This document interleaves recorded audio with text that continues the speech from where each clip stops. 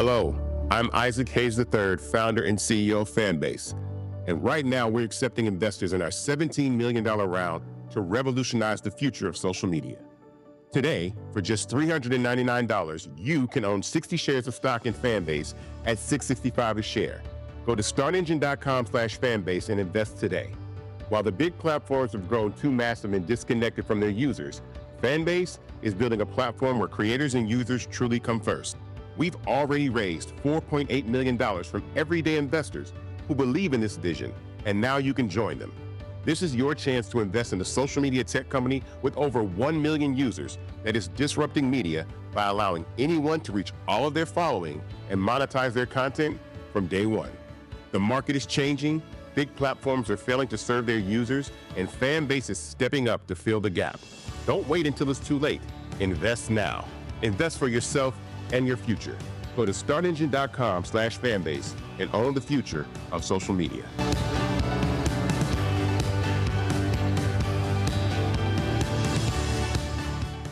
Folks, Black Star Network is here. Hold no punches. I'm real revolutionary right now. Support this man, Black Media. He makes sure that our stories are told. Thank you for being the voice of Black America, Roland. Stay black. I love y'all. All momentum we have now, we have to keep this going. The video looks phenomenal. See, this difference between Black Star Network and Black-owned media and something like CNN. You can't be Black-owned media and be scared. It's time to be smart. Bring your eyeballs home. You dig?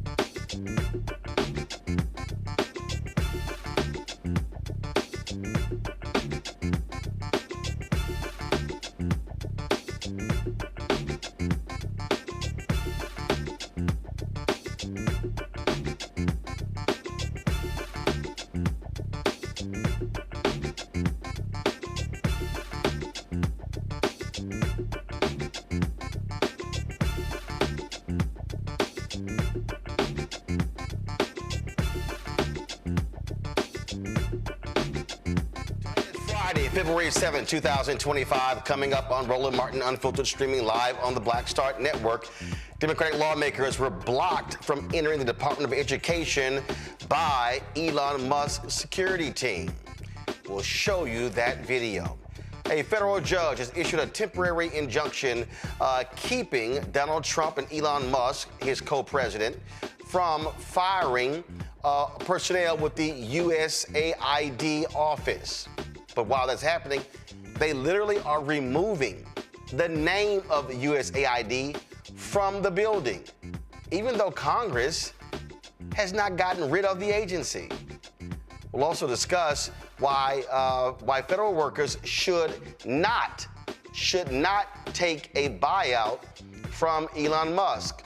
Folks, on CNN, there was a heated debate about the differing realities faced by Black and white folks. Ashley Allison let them know what it's like being a Black woman with lots of degrees, not getting paid her fair market value. MAGA is not happy at all. We'll explain why they're idiots. Now, Illinois County has reached a settlement with the family of Sonia Massey, the Black woman who was tragically gunned down in her home by a white sheriff's deputy. And we'll talk more about what is happening in this country and how regular, ordinary people are being impacted by these billionaire oligarchs who want to turn the federal government into a private enterprise. It's time to bring the funk. I'm Roland Martin Unfiltered on the Black Star Network. Let's go. He's got it. Whatever the miss, he's on it. Whatever it is, he's got the scoop, the fact, the find. And when it breaks, he's right on time and it's rolling. Best believe he's knowing. Putting it down from sports to news to politics. With entertainment just for kicks, he's rolling. It's on go, roll, roll, y'all. It's Roland Martin, yeah. Rolling with Roland now. He's funk, he's fresh, he's real, the best, you know he's Roland Martin now.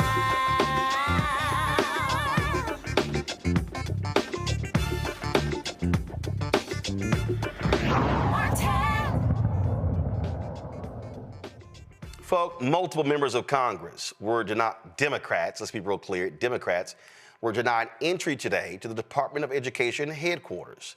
Not only were they denied entry, but the Trump administration had deployed federal law enforcement officers to stop them from coming in.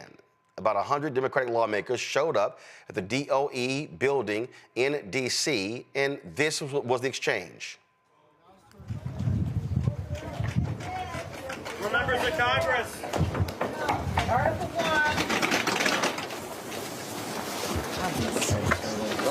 All right, yeah. Okay. We're coming in. We're coming in. We're coming in. Don't lock the door. We're coming in. Who are you? You're not coming in. Who are you? Who under whose Who are orders? you? Who are you? Who are you, sir? Do you have business here? Yes. I I've sent the assistant secretary a letter alerting her that we would be here today, and we've asked her for a meeting. Yeah, I don't know that that's been accepted, so until that's accepted. Who are you? And what do you do here? What do you do here? Security responsibility. Get out of the way.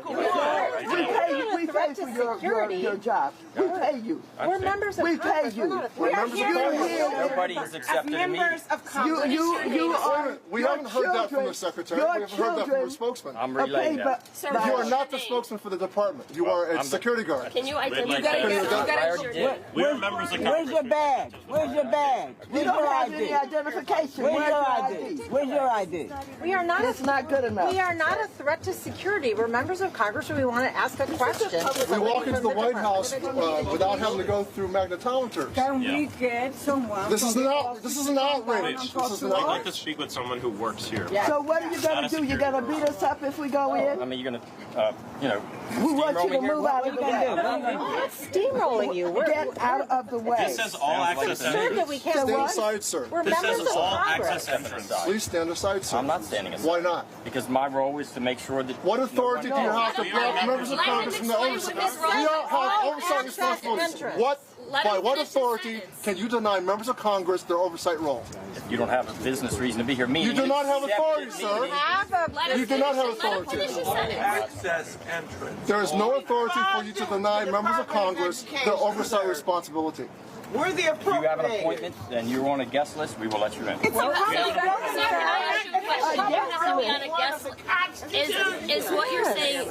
what you're saying? Or you have to have an escort. Let me ask you a question. Can I ask my question? Are you telling me today that you have to be on a guest list in order to come to the Department of Education? Either we are informed in advance if somebody's coming, or they know we're coming. You were informed in advance. 94 members of Congress. take you where you're going. Sir, 94 members of Congress signed a letter asking the acting secretary for a meeting and to answer a simple question. And she is apparently... I'm not aware of the meeting. So you have to be on a guest list to enter the Department of Education. Members of Congress, we don't have to be on a guest list. On a list in advance to have access, or if you're coming, then you have to let us know who your escort is. I don't know. That wasn't true last year. Did something change between last year? That's always been the procedure. No, it hasn't. I've walked into this building multiple times last year. I walked in. We were at least allowed to walk into that lobby, not stopped outside like this. It's no difference. I mean, you'd be stopped at the visitor's desk. We're Okay, trying let's go. to stop the I'm doing that in advance. No. Why are you doing that? We're allowed to go to the We've visitor's got desk. 100 people out here. We're trying to save Members of Congress. These are You members won't of have a Congress. job. We're trying to save your job. You won't have a job if we don't help you. This is not. You won't have any place to send your kids. We're here speaking for a ton of kids from coast to coast that deserve a quality public education, and this department should stay open, and we want to share that The message. leadership department's working to do that. Yeah. We're not so sure. That's why we're here. That's what we want to talk to her about. Last year, we'd be able to walk in and go to that desk. I mean, the response I got right here, that doesn't sound like, Sir. it's not dangerous. I'm going to stop you right there. No. I'm going to stop you right there and put it on the record. You did not get a dangerous response She here. told me to get out of the way? You did not get a dangerous response here, so I'm not going to let you put that narrative out there. He can lie I'm all not he going wants to to. let I'm you not put that saying he narrative out wasn't there. I'm going moving. to tell you to I'm your not face afraid that of that's a him. He can lie all We he are wants members to. of Congress, as she said. What I asked you is, do we need to be on a guest list to be in? Or somebody coming down to escort but you. there I was don't have no either. danger or threat to you. Go So get let's just somebody. make Go sure get that somebody. We are allowed to go to that desk there right was there. no danger to you. It says all We are allowed to so go to that- that desk right there. Go get so that- Like I've somebody done to multiple escort us. times in the past years. Go get We're allowed somebody go to that desk. escort us in. You know this The acting building. secretary, Denise Carter. Yeah, that's who we came to Or see. the Get someone. chief of There's staff. no acceptance. So what? I said there's not an acceptance. Why are you not letting us into Why the can't we ask for one? I'm doing it. Why can't we go in and Why ask are you for doing it in one? advance? That's not a thing. I have not seen that. Why can't we go in and ask for one? Can you send somebody from the Department of Education here, not just a security guard? I've explained why you're not coming in. Well, are you prepared to stand here for 24 hours with us? Are you prepared to stand here all night if we decide to stay? I guess, yeah. All right, well, you just stay right there. You just stay and stand. Why are you letting us go to that desk like we were able to do last year? He's not a U.S. employee. This is a public institution. Elon Musk hire you? So are you not aware of members of Congress who have responsibilities on? We're trying to save your job. He's not a federal employee. Just like I'm telling you. Can I see it? Show us your badge again, let's see. How do you know who you are? I don't know. I can't see it. Can we see your badge? I'm a federal employee. You're not showing us your badge. We're allowed to go to that visitor's desk like we have been allowed to do in past years. We are allowed to go to that visitor's Now they're desk. bringing Department of Homeland Security. They should come out. Absurd. They should come out. Yeah, let them come out. Let them come out. I know at a minimum, we have we are those allowed to too. go to that visitor's desk. We have one of those too, just like At you. a minimum. Why can't we get in? He does not have one of those. We have one of those. He ain't got one of those. We're members of Congress. Let us in. We'd like you to. We've always been allowed. Members of Congress. We want to have a meeting. Were you told to deny members of Congress entrance into this building, sir? So there's no meeting. That's a good question. Were you told to deny members of Congress into this building? Security? This is absurd. Were you told to stand here? Yeah, were you told to deny members of Congress from entering this building?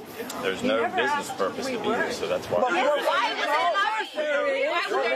There's no business purpose. We are members of Congress. say that with a Many of us straight are on face. the education committee. How could you say there's no Are you making a business? decision for the Department of Education on your own behalf? Or were you told to come out here and block members of Congress? know that we're here. Max, ask the question again. That's important. Were you told, are you making this decision to stand in front of this door on your own behalf, on behalf of the Department of Education, or were you told to come out here and block members of Congress from going to the desk? Doing my job.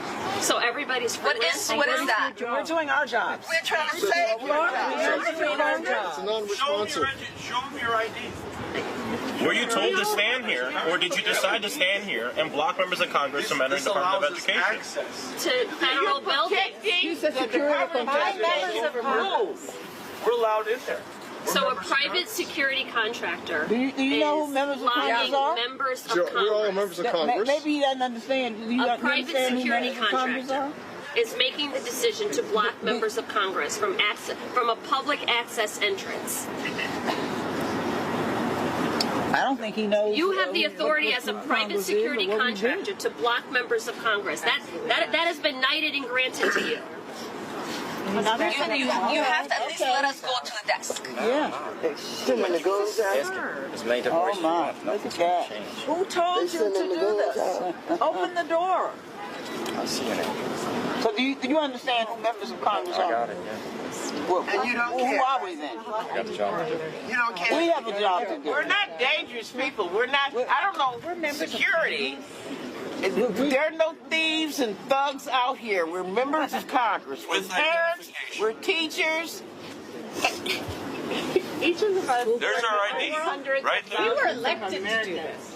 This is our job. This is our job. We're doing our job.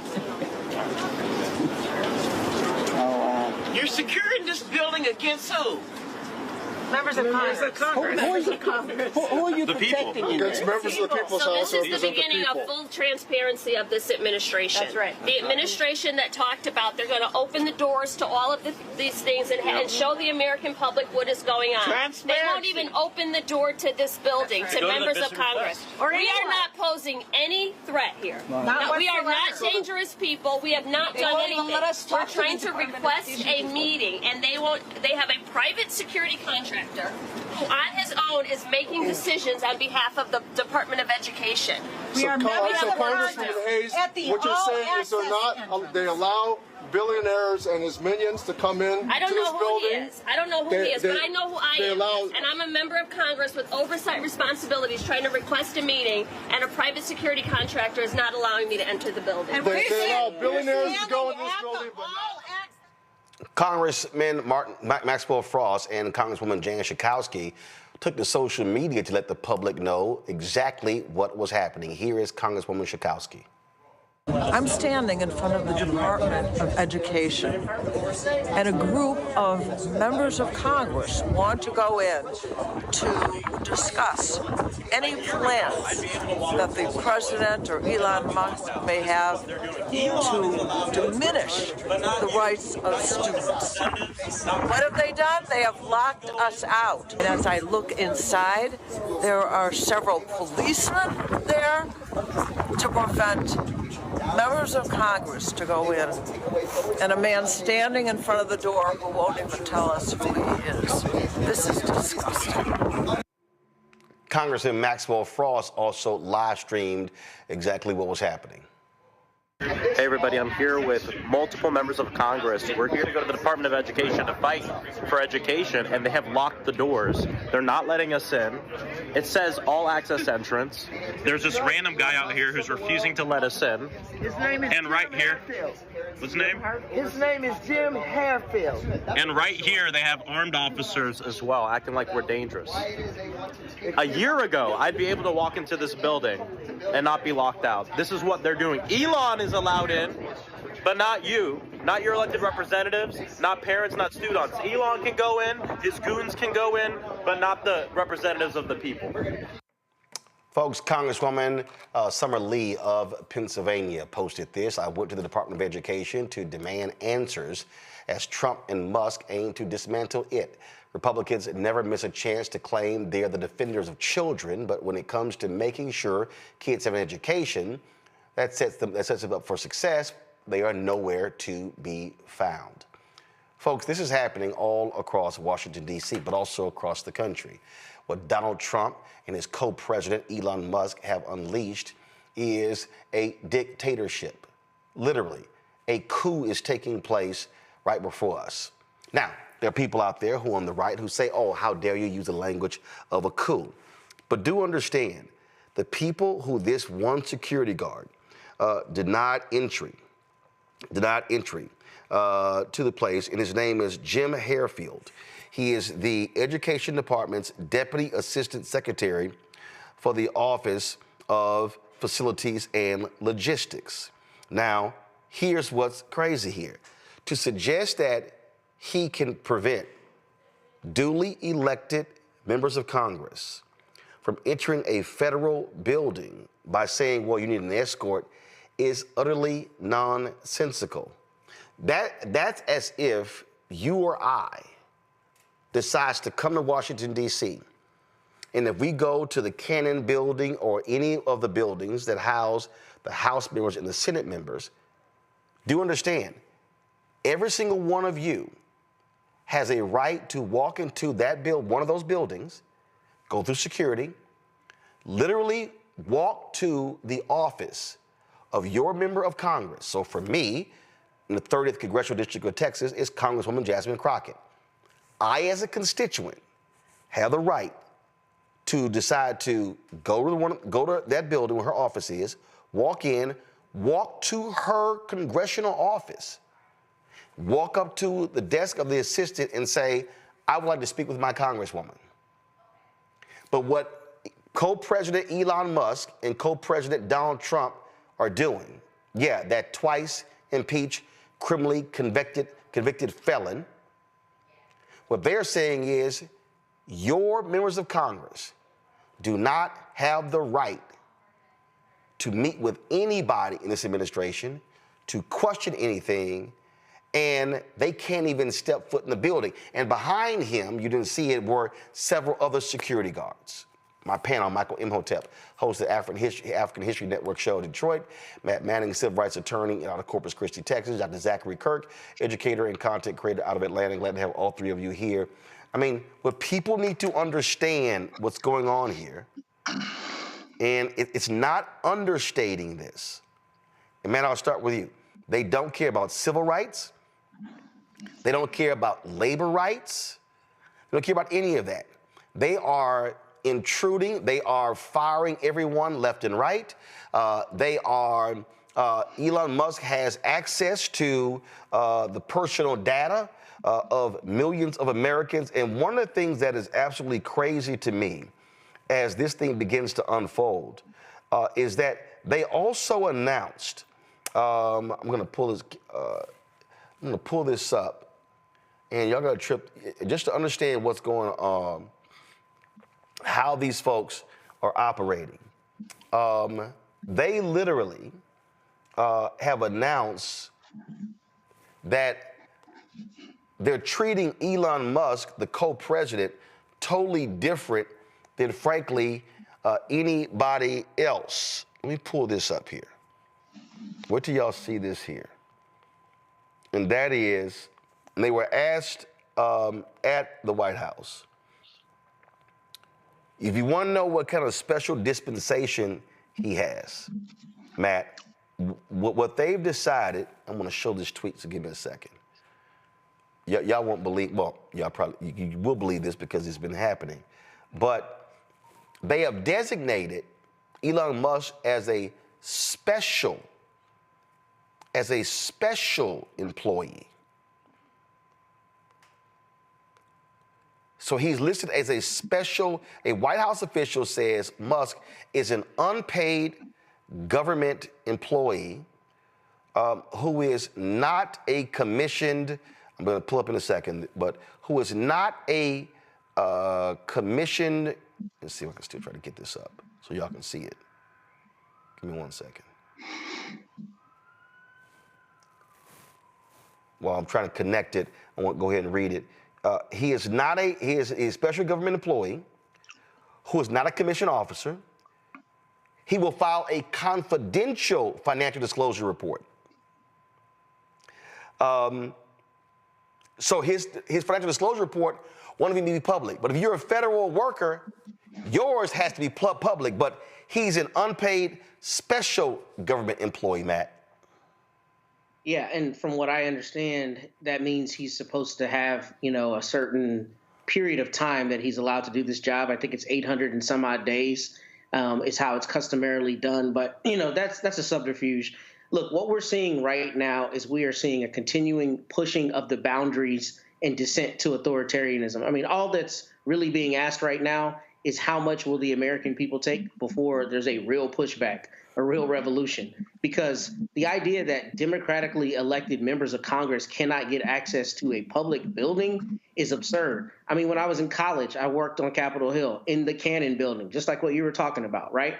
And what would happen? Constituents would come every day and go through security. They'd be vetted, and they'd go right to their public office. The fact that a dude in a polo is standing in front of these doors telling democratically elected people that they can't come into the building should be terrifying. But what's happening right now on Fox News is they're calling Maxine Waters and all of them unhinged and talking about how Trump and his policies have the Democrats scurrying, and they're spinning it to look like people we have elected to do our business are somehow doing something unhinged by trying to do that business.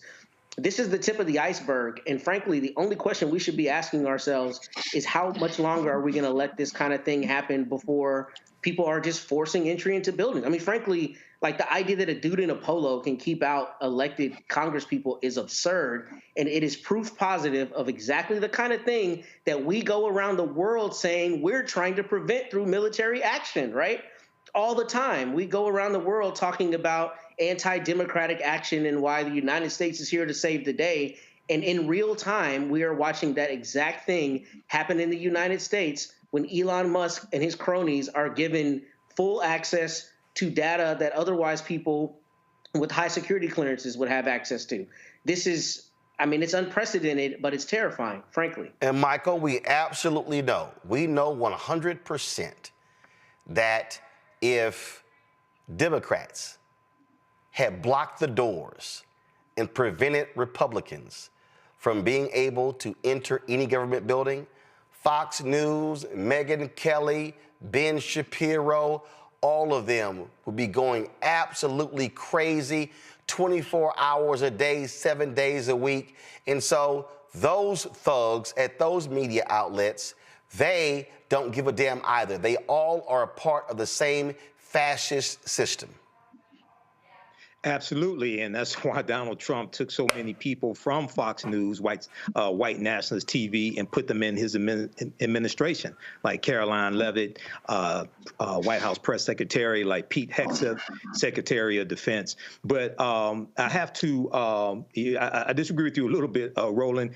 These Republicans in the Trump administration, they do care about civil rights. That's why they are specifically targeting them and erasing them. That's why he rescinded Executive Order 11246 from President Lyndon Baines Johnson in 1965, which is called affirmative action. They are specifically targeting it. Now, when we look at what's going on with the Department of Education, he signs an executive order to shut down what was created by Congress. This is Chapter 11 of Project 2025 deals with dismantling the Department of Education. This is what conservatives have wanted to do since President Carter signed it into law in 1979. And one of their arguments is that they feel, even though the Department of Education does not set curriculum, contrary to popular belief, they have been making the argument that the federal Department of Education is overstepping their authority when it comes to certain issues. And a lot of this has to go back to dealing with segregation and desegregating schools, things of this nature. So this is what we've been warning Black people about. And one of the things they want to do is they want to stop student loan forgiveness. Okay, and you're going to see them going after funding for HBCUs as well. We know under Biden-Harris, we got $17 billion for HBCUs from 2021 to 2024. You're not going to see anything like that coming from the Trump administration. So this is what we were warning people about. And even though the president can't technically dismantle a department that Congress created, but with Elon Musk controlling the Treasury payments, $6 trillion in Treasury payments, what happens if they just cut off funding to the Department of Education and starve it? These people don't care about the law. But as Dr. Greg Carr has told us a number of times, there are no rules. One of these days, we're going to learn that.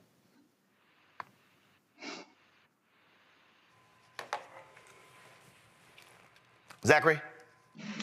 There are no rules. I agree 110% with Michael. Because if there are rules, it would be clearly made known that Elon Musk is in violation of the Hatch Act.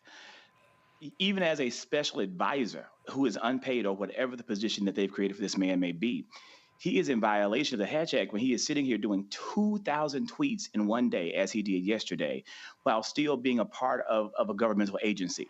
Even with limited responsibility to the Hatch Act, he's in violation.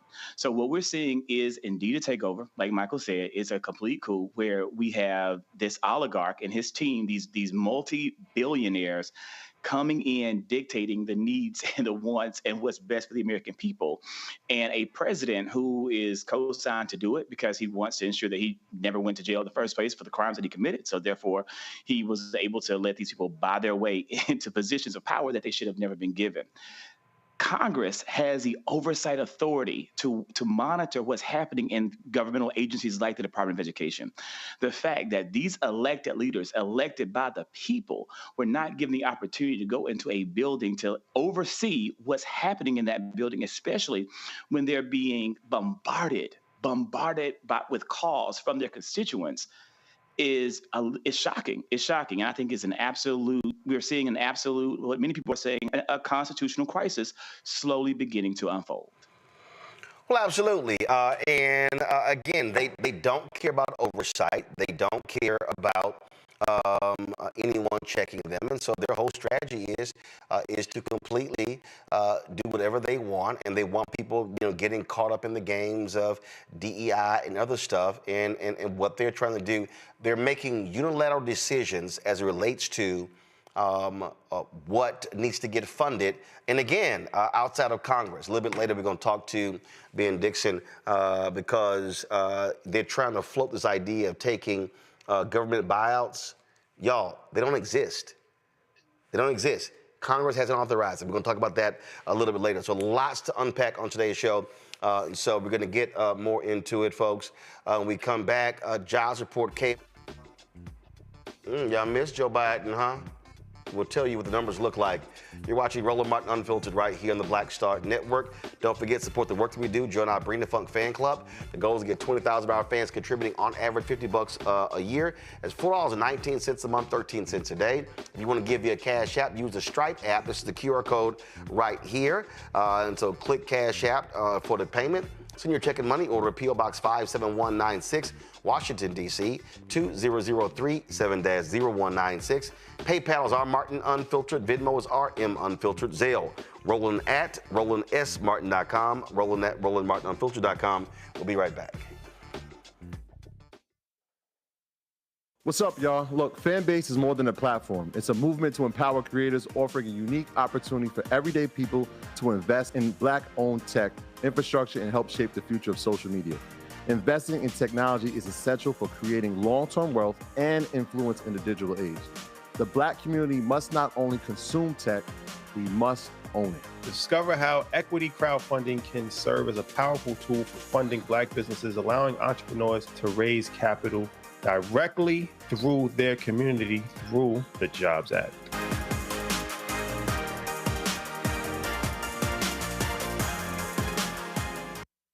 Coming soon to the Black Star Network. But y'all, when you're on that stage, or when you're and you're seeing 2 and 3, 4 generations in the audience, that's got to speak to you about the power of what y'all have become. Oh, most definitely. I think we were doing our show before our break, and remember, I was watching this kid. I could not take my eyes off him because he was about 9 or so. He was sitting in the front row with his over on the right-hand parents. side. Yes. I was amazed that this kid knew everything, and I was like tripping to see how many songs this kid actually knew. And he knew them all. And he knew them all. We had to go over there and bring him on stage and take a picture with him, at the end of the show and stuff, because it was just that amazing. It's like, this is crazy. The music travels everywhere, like what Philip was saying, seeing this young kid, then you hear our songs on commercials, cold commercials. Then you have the younger ones that hear our music in animation.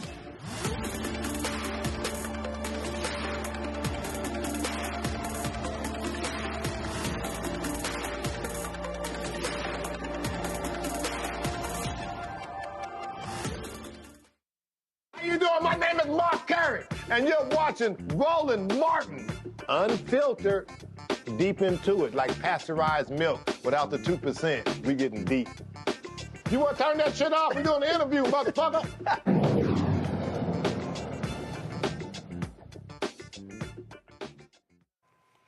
The downsizing of the U.S. Agency for International Development is currently on hold. U.S. District Judge Carl Nichols has halted the plan to reduce the workforce from more than 5,000 employees to just a few hundred. Earlier this week, about 10,000 USAID employees, excluding essential personnel, were notified that they would be placed on administrative leave starting at the end of Friday. The American Foreign Service Association, representing 1,800 foreign service officers working with USAID, and the American Federation of Government Employees filed a lawsuit against the Trump administration on Thursday. The legal action came after the administration announced that thousands of USAID employees will be placed on administrative leave beginning at 11:59 p.m. on Friday as part of a broader initiative by Donald Trump and tech billionaire co-president Elon Musk, Department of Government Efficiency, which actually doesn't even exist, not a real department, to reshape the federal government. Speaking of jobs, folks, the U.S. added 143,000 jobs in January, fewer than economists expected, while the overall employment rate inched down to 4% from 4% to 4.1%. The black unemployment rate rose to 6.2%. For black men, it jumped to 6.9%. Black women stayed at 5.4%. Morgan Harper, the Director of Policy and Advocacy at the American Economic Liberties Project, joins us from Columbus, Ohio. And Morgan, I'm sure those black men who were just trumpeting Trump, wonder what they got to say now. Well, I mean, yeah, that is the biggest jump that we saw in these numbers is black men unemployment. The other group that we saw jump was Asian Americans. As I say every month, Roland, when we talk about these numbers, it's important to note that it is just a spot in time. So we have to kind of see if this ends up being a trend. But certainly it is saying something that black men were the only group to see this high of a jump among all the different populations that are being surveyed. And so what were they expecting the job number to be? Was it exceed 200,000? And so what happened? Well, it's not entirely clear. I mean, yeah, so they did have to revise down some of the job numbers from the end of this past year, but it did seem like this number wasn't too far out of line from what people were expecting, and the market's kind of reacting accordingly. And so, I think the conventional wisdom here was if we were seeing numbers that were suggesting job additions of under 100,000, that probably would have been cause for a lot of alarm. Or if there were more than 200,000 jobs, then that also would have felt out of whack from what people were expecting. But based on this number in the 140,000 range, it's on par with what people were expecting. We did see also wage growth, but it's certainly not a sign of the economy is amazingly strong and we have nothing to continue to watch.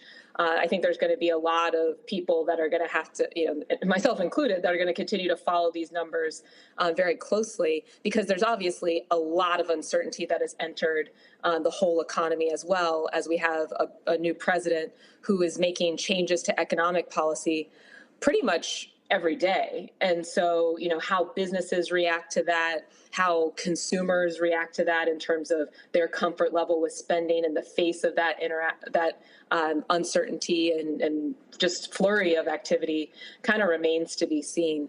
I think the other thing to note that's interesting here, and we've talked about this a bit before, is among the sectors that are driving growth, they usually are the same sectors, healthcare, or at least for the past few months and a couple of years, healthcare, government jobs, and especially calling out that government job category. Now, of course, there's lots of different levels of government, but seeing some of the early moves from the administration to also limit the federal workforce, it'll be interesting. And it's too quick for these numbers to reflect how that might be having an impact, but it'll be interesting to continue to monitor this and see how the job growth data is impacted by these types of federal policy changes that are happening at the government level there. Just curious, how did Fox News and Fox Business respond to this report? Because, under Biden-Harris, it would be, oh my God, it's alarming that it was less than expected.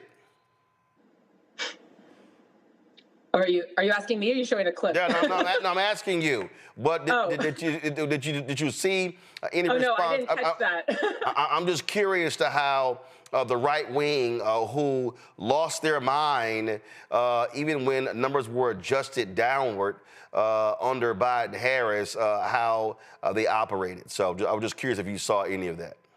I haven't seen that, but I do think you're right that I guess I could imagine perhaps what the coverage was there. Very likely to be less critical than anything that was happening in the Biden administration. And look, I mean, I do think that it's pretty typical at the beginning of a presidential administration that, not just Fox News, but a lot of different outlets are, going to see how things develop and give it a little bit of time. There's a new, president in office elected and how that all plays out. I think it's fair to say that what we've been seeing in the first couple of weeks in this administration are pretty unprecedented, just with the flurry of activity.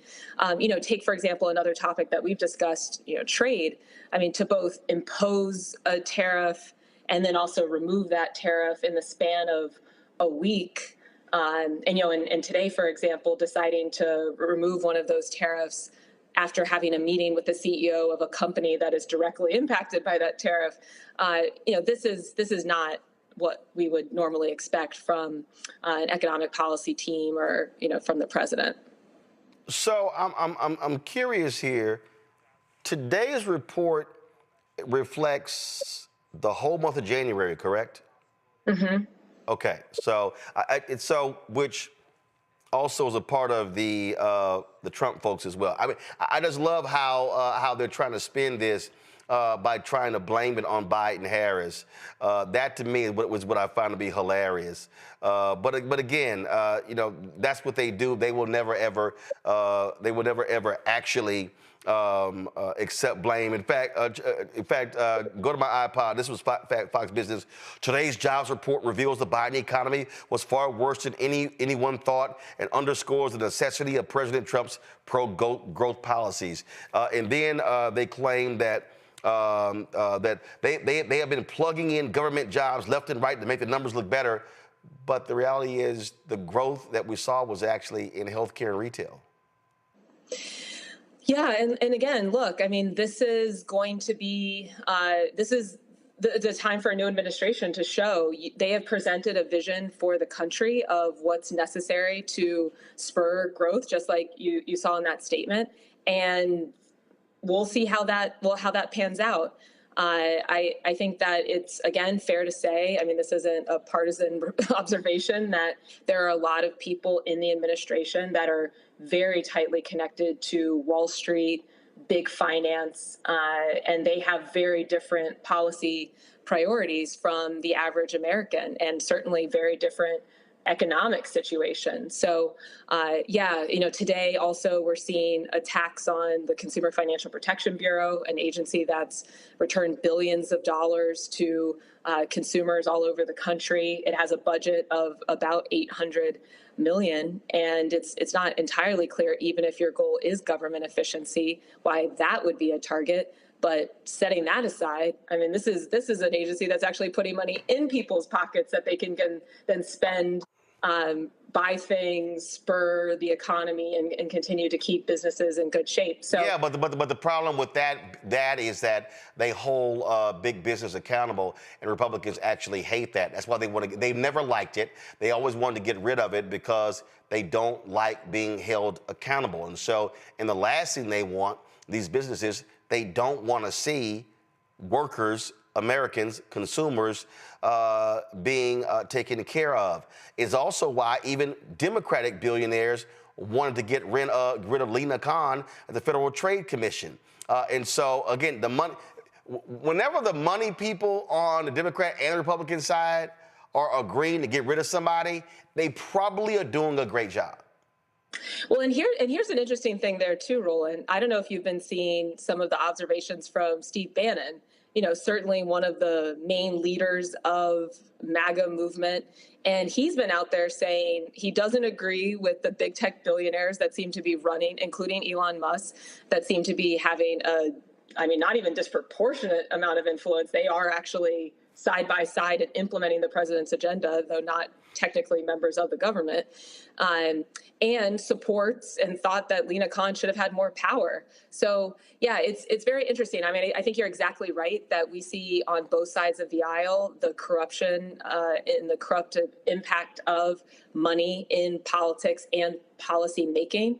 But then we're also starting to see these splinters where a lot of different types of folks are starting to call out some of this influence and actually holding some of these large businesses accountable that have been profiting enormously at the expense of the average worker, business owner, and in a lot of communities. And ultimately now we're seeing the effects on democracy too. To that particular point, I want to play for you. I'd never ever play anything from Steve Bannon, but I want to play for you so people can understand what you were just talking about. Listen to this here. Neo-Brandesian when it comes to the Justice Department and antitrust. I think Lena Khan should have been given more power, should have been able to do more things. I think there's obviously a big problem. I think a big problem in Silicon Valley with, these are monopolistic powers that have gone from kind of market control and profits to really digital platforms and rent seekers. And so I'm a huge believer in that. Also a believer on taxes. The taxes are going to happen unless we can close the... Now he's saying that, so what he's laying out there, because he says that he's a true populist as opposed to conservative, Republican, and what's happening is these tech folk, what they're really doing is they are desperately trying to turn the federal government into private, like a privately run company. And so when you listen to their language, when you listen to them lay out things that need to be done, this is the concern. And so, and what they're trying to do is in many ways different from even what some Wall Street folks do. And so it's very interesting when you listen to it. And I received give me 1 second, I'm gonna pull it up. As a matter of fact, I'm going to send this to you, Morgan, because I think you're going to really enjoy this. There was a document that I received that sort of explained this, that I thought was really, really interesting and compelling. Give me 1 second. So I can't airdrop when I'm connected to the Roku, but now I'm, let's see here. Let's see, where is it? Let me see the document. And so, give me 1 second. Almost there. So this is what I'm seeing is that what we're seeing is what is called a private takeover of government. And it says the report outlines a troubling shift happening in the U.S. government where Elon Musk and his allies are consolidating power over critical federal agencies and infrastructure. What started as an effort to make government more efficient has turned into something bigger, much bigger, a private takeover of key government functions. And so it lays out, what's going on. But this is the key right here. Unvetted, inexperienced hires under 25 years old have been given control over key government functions through DOGE. Many of them come from Silicon Valley neo-reactionary movement, a radical ideology that opposes democracy and supports a tech CEO-run government. We're going to hear a lot more about that neo-reactionary movement. And that's really, I think, what jumps out here that we have to be paying attention to. And folks like Peter Thiel and others, they are so hell-bent on Bitcoin and crypto because they want to impact it. They want, frankly, they don't want the supremacy of the American dollar. So these folks are not the same, and I know it may sound crazy, as traditional Wall Street folks. I think that's right, but so there's a lot to unpack, and so I don't know how much we're going to do on that today. But I think the point that these guys are a different breed than your run-of-the-mill Republican is absolutely right. How do we know? Steve Bannon, who is certainly has identified as a conservative for his entire life, I believe, is calling them out as a major problem for the security of the United States. That tells us something. The fact that we saw so many of the tech billionaires at the Trump inauguration front and center is a pretty strong indication of their influence over our government. Elon Musk giving $250 million to 300. Okay. $300 million to Trump's campaign and pretty much, a pay for play situation here at exercising this type of influence. And he clearly has a lot of personal interest. Why is he not a part of the government? Well, if you're not a part of the government, then you continue to run your businesses. He has a lot of personal interest in getting contracts from the government, particularly in the defense space, not just him, but also people who are very closely connected to him. For example, in Ohio, our state government is giving a contract to a drone defense company, the owner of which is close friends with Elon Musk and also the brother-in-law of Matt Gaetz. So, there's a tangled web that has been woven that we all need to be paying attention to and start to understand the different strands of, because this is a major, major threat. The only thing and this is where I would think probably a whole different conversation is on the dollar and how much it has served us to have the dollar be considered the reserve currency for the entire globe. That does have impacts on things like inequality, but that's probably a whole nother conversation. The only thing I would also add, just in terms of political observations on this whole thing, is, it is a little tricky. I mean, a lot of people who did vote for Donald Trump, and, though the mandate, so to speak, is perhaps not as strong as he and his supporters would have us believe, it is people who voted with this idea that he was very open about wanting to trim the government and make the government more efficient. So I think that's where it's going to be very hard for people to follow, well, is it this more efficient that we're getting rid of certain agencies like the CFPB? Is that duplicative? But we have to stay really focused on what are each of these agencies doing? Who is afraid of them? Who is not on the side of wanting to have someone that's going to look out for consumers and make sure that medical debt isn't ruining their finances, for example? That's what the CFPB was doing. If you're against that, then you're pro healthcare and Wall Street billionaires. Straight as that. But I do think you're right. Overall, the Elon Musk of the world are kind of playing a whole different game, and that's something that we all need to get smart about. Well, absolutely. Very quickly. And listen, it is about consolidating power, and it's about them, again, being in control. It's how they want to use AI, and they want to cut everybody except themselves. Yeah.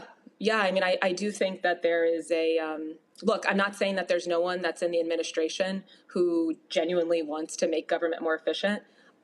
Me, for example, I'd love to make government work. I've worked in the federal government. There's certainly room to make things more efficient, streamlined, but it doesn't appear that that is the main goal of some of these early actions. Again, how do we know? I mean, take, for example, something like USAID, $40 billion budget. The defense budget is $800 billion. And is on its way to $1 trillion.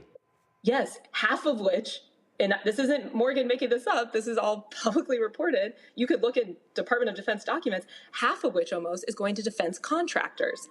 This is crazy. And so if you're serious about addressing government spending, look at that. P.S. Healthcare is twice as much money for the federal government going to healthcare as to defense spending. So what are we talking about? Immediately putting people who are doing good health projects. And again, a whole different conversation about what we're doing with USAID and how much of it we should be doing. But we are being told that this is about government efficiency. And if you're talking government efficiency and you're not talking the billions and billions of dollars that are being spent on healthcare, or the billions and billions of dollars that are being spent by the government on defense that are going directly to huge monopolists, then you're not being serious about efficiency. And we need to be absolutely clear about that. I don't believe a second that they care about efficiency. They care about control. Morgan, we appreciate it. Thanks a lot. Thanks for having me.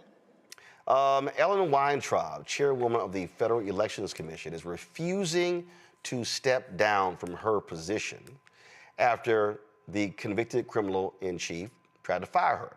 Weintraub received a letter on January 31st informing her that she had been removed as a member of the FEC Commission, effective immediately. This comes after the Orange One has decided to fire anyone who is not loyal to his racist agenda. White House Principal Deputy Press Secretary said it's not up to Weintraub if she remains on the commission. FEC commissioners serve staggered 6-year terms with 2 seats subject to an appointment every 2 years. 1 seat is now vacant. Commissioners are nominated by the person in the Oval Office and confirmed by the United States Senate.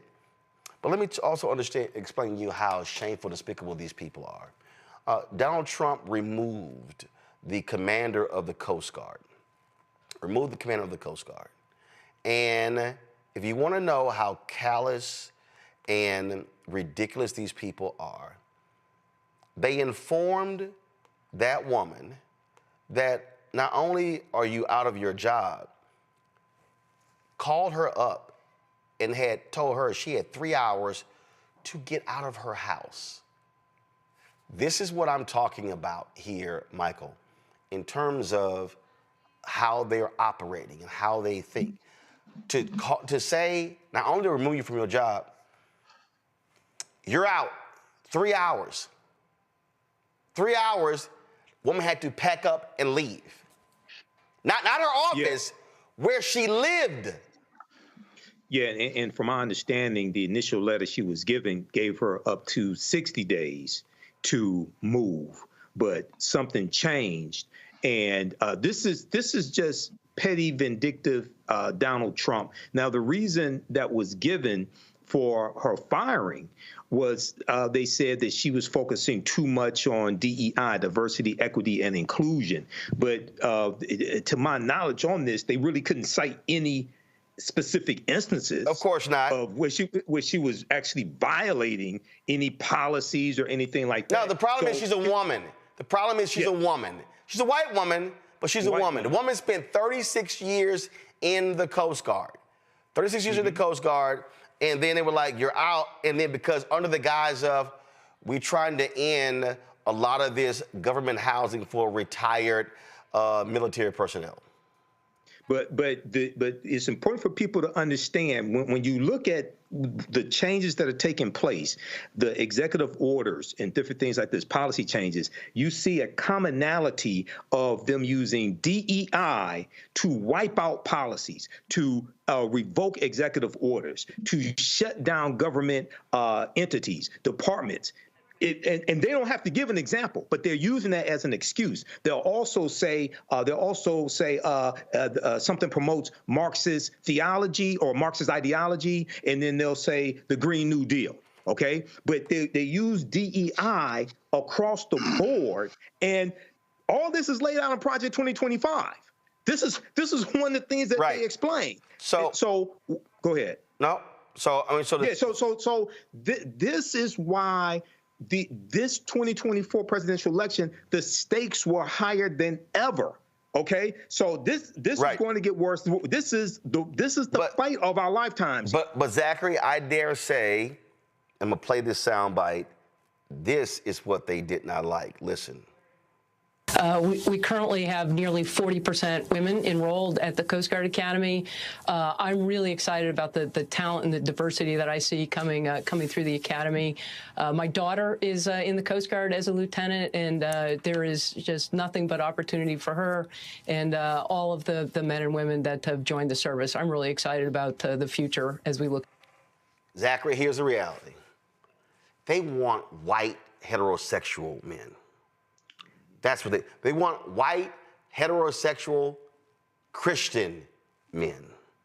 They want white, heterosexual, Christian, right-wing men. Who are also undereducated. That's what they want serving, and they want to ensure that all of the opportunities given to Americans through the military benefit that group of people. I agree 100%. And that's what you're seeing reflected in the policies that are being pushed by this president and the rhetoric, the very dangerous rhetoric, as Michael said, that he's using. And understand these racists. Give me 1 second. Remember earlier in the week, we told when Trump all of a sudden began to attack South Africa. Mm-hmm. Okay.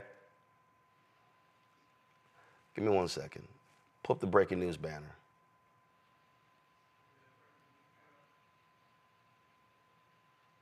I'll tell you what this white supremacist is doing, y'all.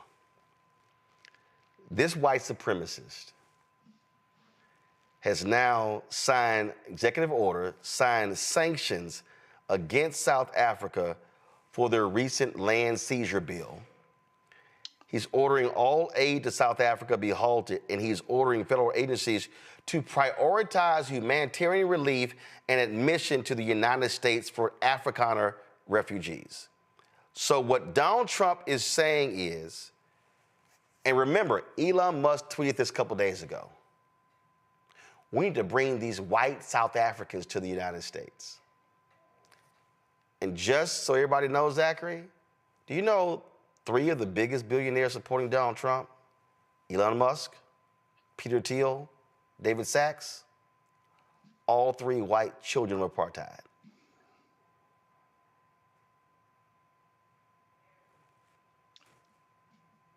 That's shocking that in the same week that our president and our government decided to deny continuing to fund humanitarian aid and relief to the people of Gaza, a land that he got on a national stage and said that he wanted to take over to further colonize.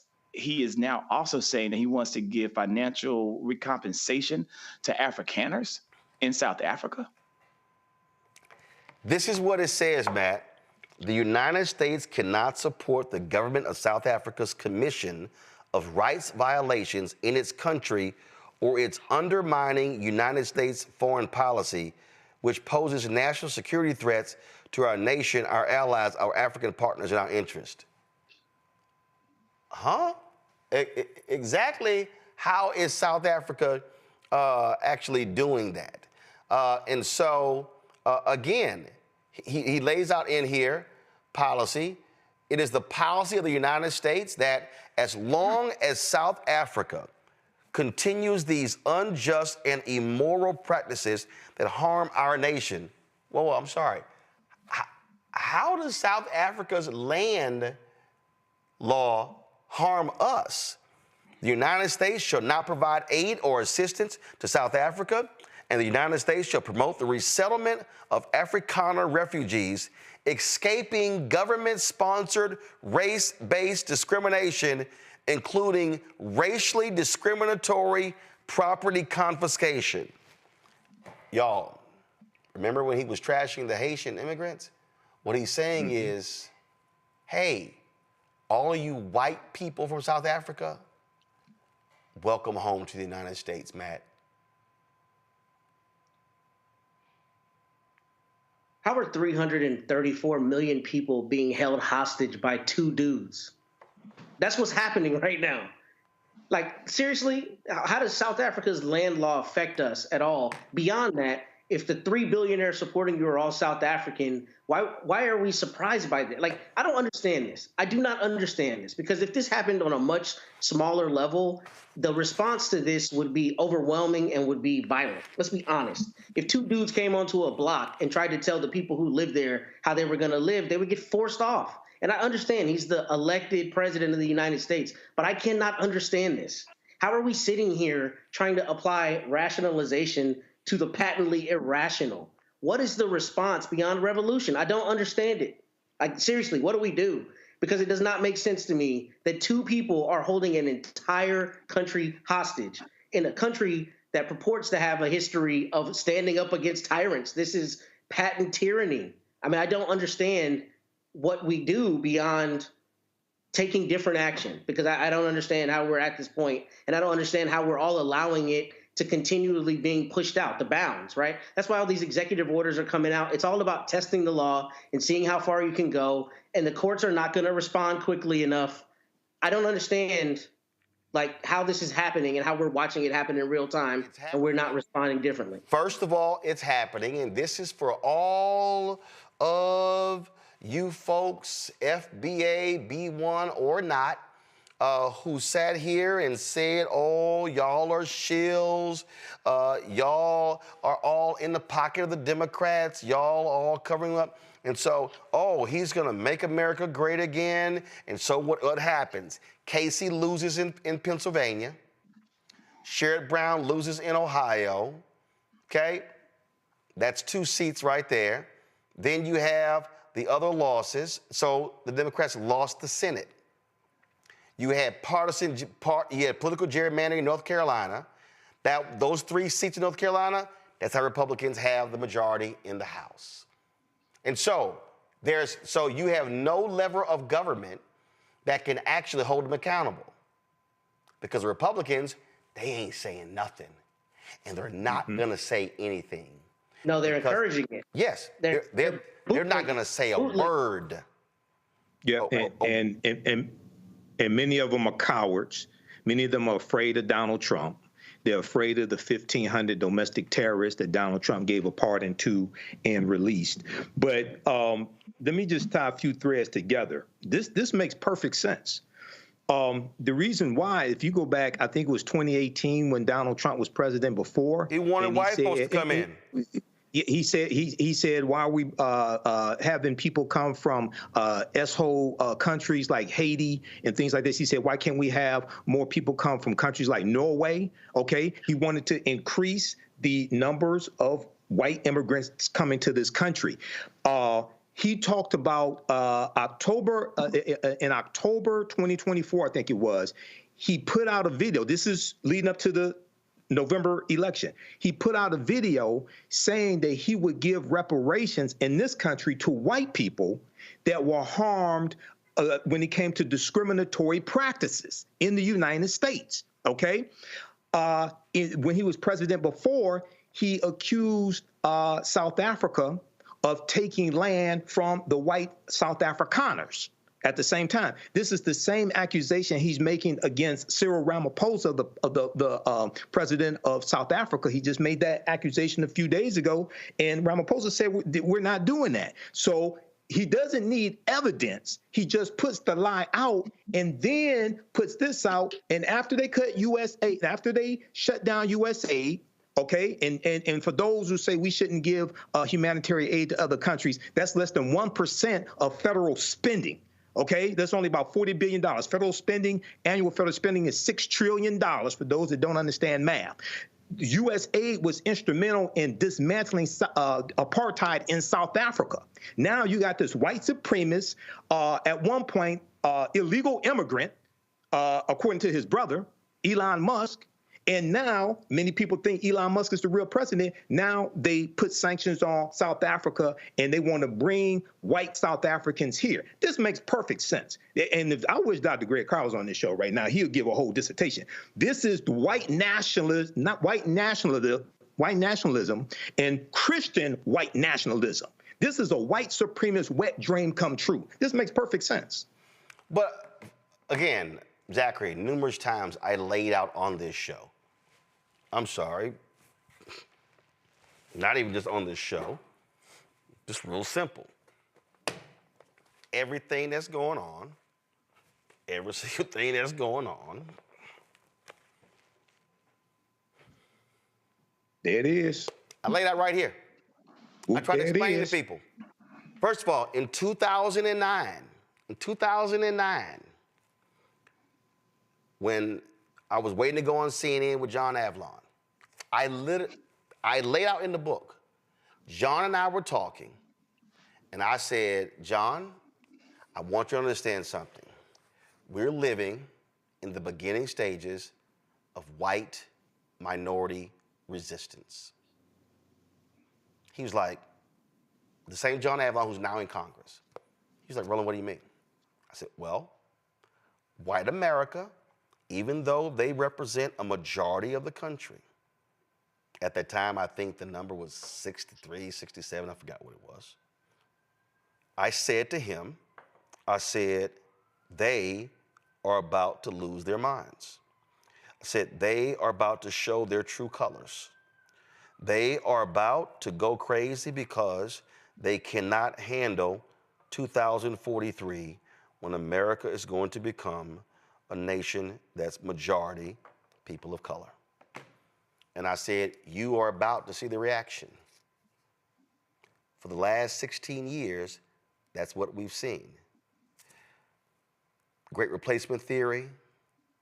Elon Musk is constantly tweeting about birthing rates and how America has low birth rates and how white European countries, they're not having enough children because they're freaking out that it's too many black people and Latinos. We can't have this.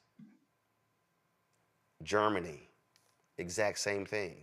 Angry with African immigrants. But Germany is losing population. Italy, losing population. These Western nations, and folks, there's a direct correlation to them swinging to the right wing in the face of this because they're trying to protect whiteness. And when Donald Trump last time called African nations shithole countries, and when he kept attacking Haitians and nations of, and actually said, oh, I forgot, was it Denmark or something? Can't we get people from like Denmark or whatever, one of those really white countries, Finland or whatever? No way. That's what he said. That's what he said. So this, oh, the Afrikaners, oh my God, they're facing so much discrimination, despite the fact that they got the land because of discrimination against the overwhelmingly black country. Mm-hmm. This executive order by Donald Trump is about protecting whiteness.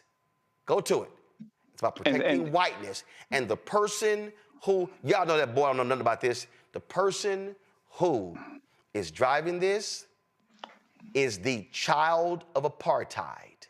The man who became of age in the racist apartheid system in South Africa, Elon Musk. And what federal agency played a huge role in ending the racist apartheid system in South Africa? USAID. Y'all, we told y'all about this. We told y'all what these white supremacists were trying to do. We kept saying it, but way too many folk, nah, we gonna pick the couch. Nah, we gonna sit this one out. We gonna teach y'all a lesson. Really? Really? It's actually happening, folks. White supremacists and white nationalists are in control of the government. And do understand, did we tell y'all the other day, with regards to one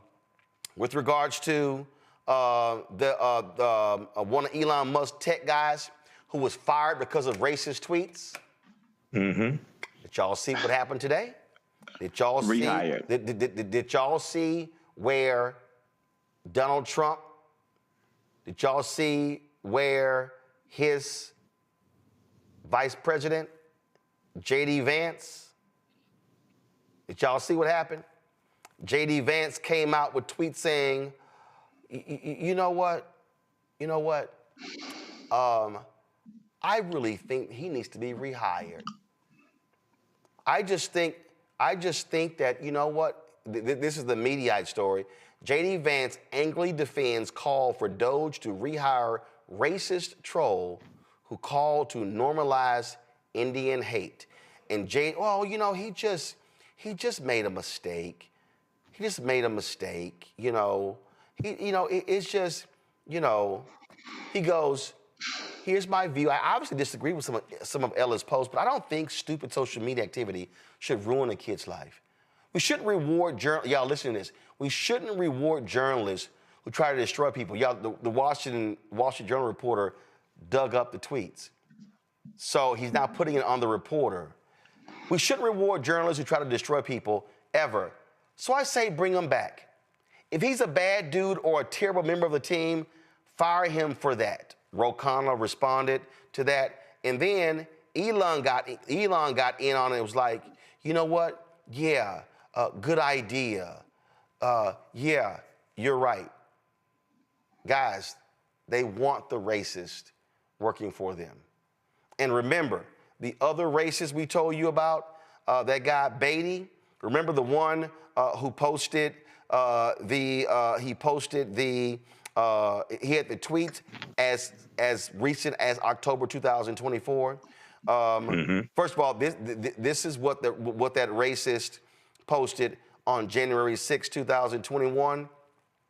He was fired in the first time Trump was there.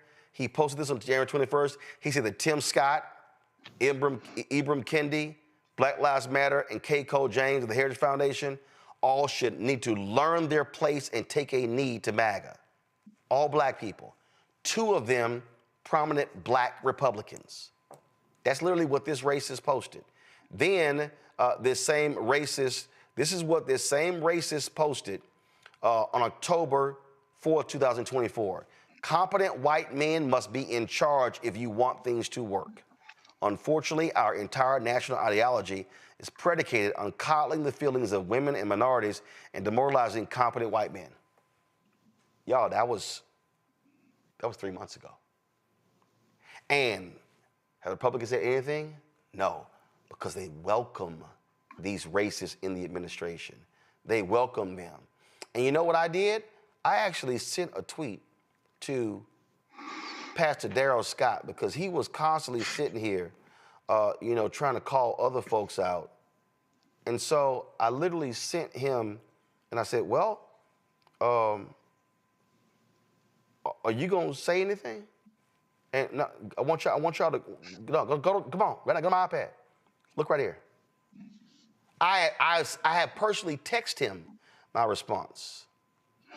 Do you see anything?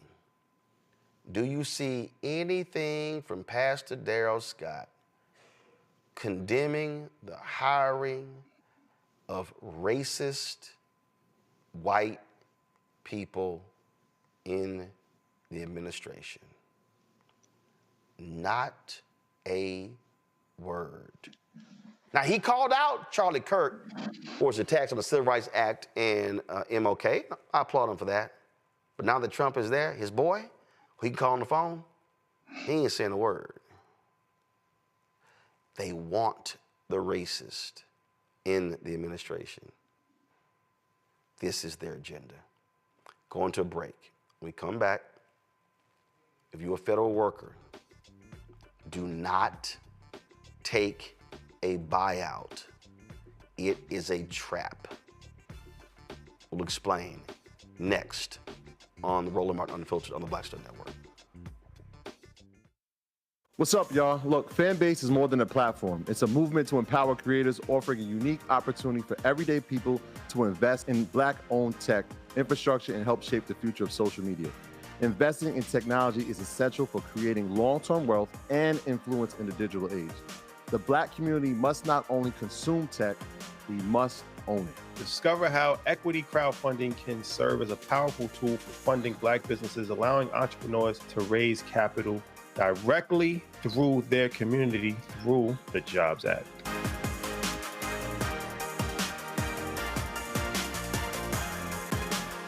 Now that Roland Martin is willing to give me the blueprint, hey, Cyrus, I need to go to Tyler Perry and get another blueprint because I need some green money. The only way I can do what I'm doing, I need to make some money. So you'll see me working with Roland. Matter of fact, it's the Roland Martin and Cheryl Underwood Show. Well, should it be the Cheryl Underwood Show and the Roland Martin Show? Well, whatever show it's going to be good.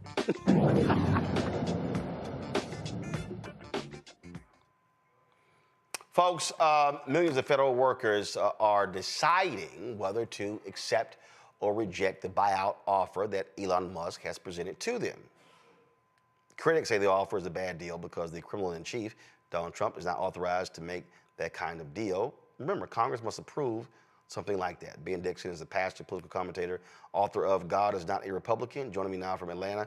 Ben, this is real simple. So y'all have this campaign that y'all are focused on, and pull the graphic up, Ben's graphic, y'all. No, that's the book. So we were late showing the book, y'all. Showing the graphic, they're promoting, they're circulating for people not to actually sign this. Do y'all have it?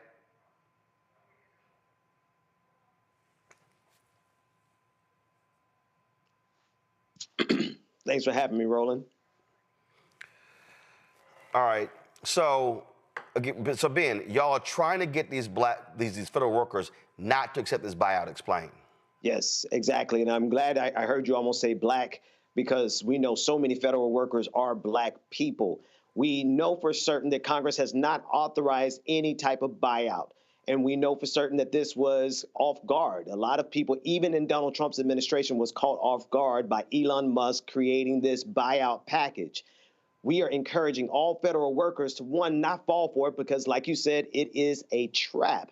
But number two, they are the front line holding the line against MAGA. We need them to stay in their jobs, in their positions, and make sure that they hold the line. Do not take the buyout from MAGA.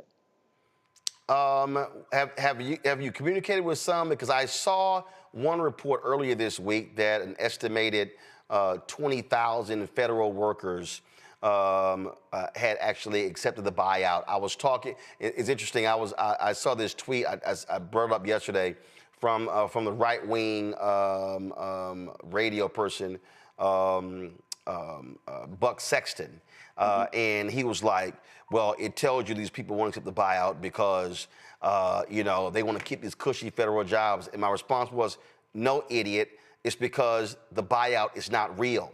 It's fake. It's fraudulent." This is the graphic. I just pulled it up myself. This is the graphic right here, being y'all pushing out. Federal workers do not resign. Do not resign. America needs you. Resist from within. Document everything. Demand excellence. MAGA will fail. But the most important thing, and spread the word, no MAGA buyout. But again, it's illegal. The federal, there's nothing there. There's nothing there. Congress, actually, it starts in the House. Congress appropriates money. There is nothing there in the federal budget that says, yeah, we're going to pay these buyouts. That's right. That's right. So it's smoke and mirrors, and it's to create a momentum. They're trying to create a momentum so that federal workers will quit on their own. They understand that they don't have the power. They have to go through the bureaucracy. They have to go through red tape to try to fire any of these individuals. And so they're trying to entice them to quit. But like you said, it's a trap. There's no congressional approval for this. This is Elon Musk talking out the side of his neck, trying to run a fast one on you. Federal workers do not resign. And if you know a federal worker, if you know somebody who knows somebody who knows somebody who's a federal worker, please spread the word. Do not resign. My panel, Matt. So, Pastor, what happens if people don't take these resignations or this buyout, and the administration says you got to go and people just decide not to leave? Like, what are their rights, literally, in terms of being in a federal building, removal? What does that process look like? The reason I ask that is my understanding is something like 2% of the federal workforce is considering taking this, which means the other 98% are not, which means there will be mass action, presumably, as it relates to firing. What is your understanding on their rights in terms of removal and that kind of thing if they choose not to take this buyout and their hands are forced? Well, thankfully, many federal workers are unionized, and many of the unions are speaking out right now, letting it be known that they are collectively denying and refusing to even consider this buyout. And so their first line of defense will be their unions, their union attorneys, those individuals who know how to file a wrongful termination suit. That's their next line of defense, to make sure you have your lawyers as much as you can get them, if you have them, to represent you immediately if you're fired. But while you're there, most importantly, we need you to document everything, because we expect a functioning government with MAGA, just like we did underneath Joe Biden. And so federal workers can document the incompetence that we know comes with MAGA. And also, I mean, I've seen some stories, Bill, Ben, if you can speak to this, that where some have speculated that if you take this buyout, it could have implications regarding your federal pension. That's right. No, absolutely right. The part of the buyout, again, this is something crafted by Elon Musk. So you have to think that this is something that comes from the corporate sector. And hold on, before you say, and it's literally the exact same language. He took it from what he did at Twitter. So they just copy and paste it.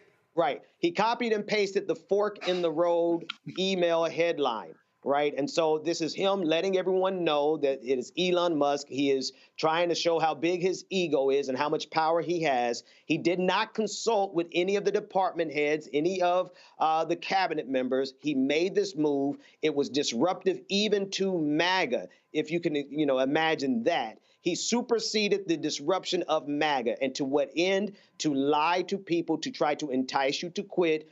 That's how they win. workers, federal workers, please, for the love of everything, hold the line, do not resign. Zachary. You know, one thing that I think is my question, right, as someone who does content creation, how can we get the word out on a broader scale to ensure that the federal workers know that, one, this probably is a violation of the Anti-Deficiency Act, and that the max you can get anyway from the government would be $25,000, so this would exceed that for many of these employees. How do we get the word out so that they know to stay and just toe the line?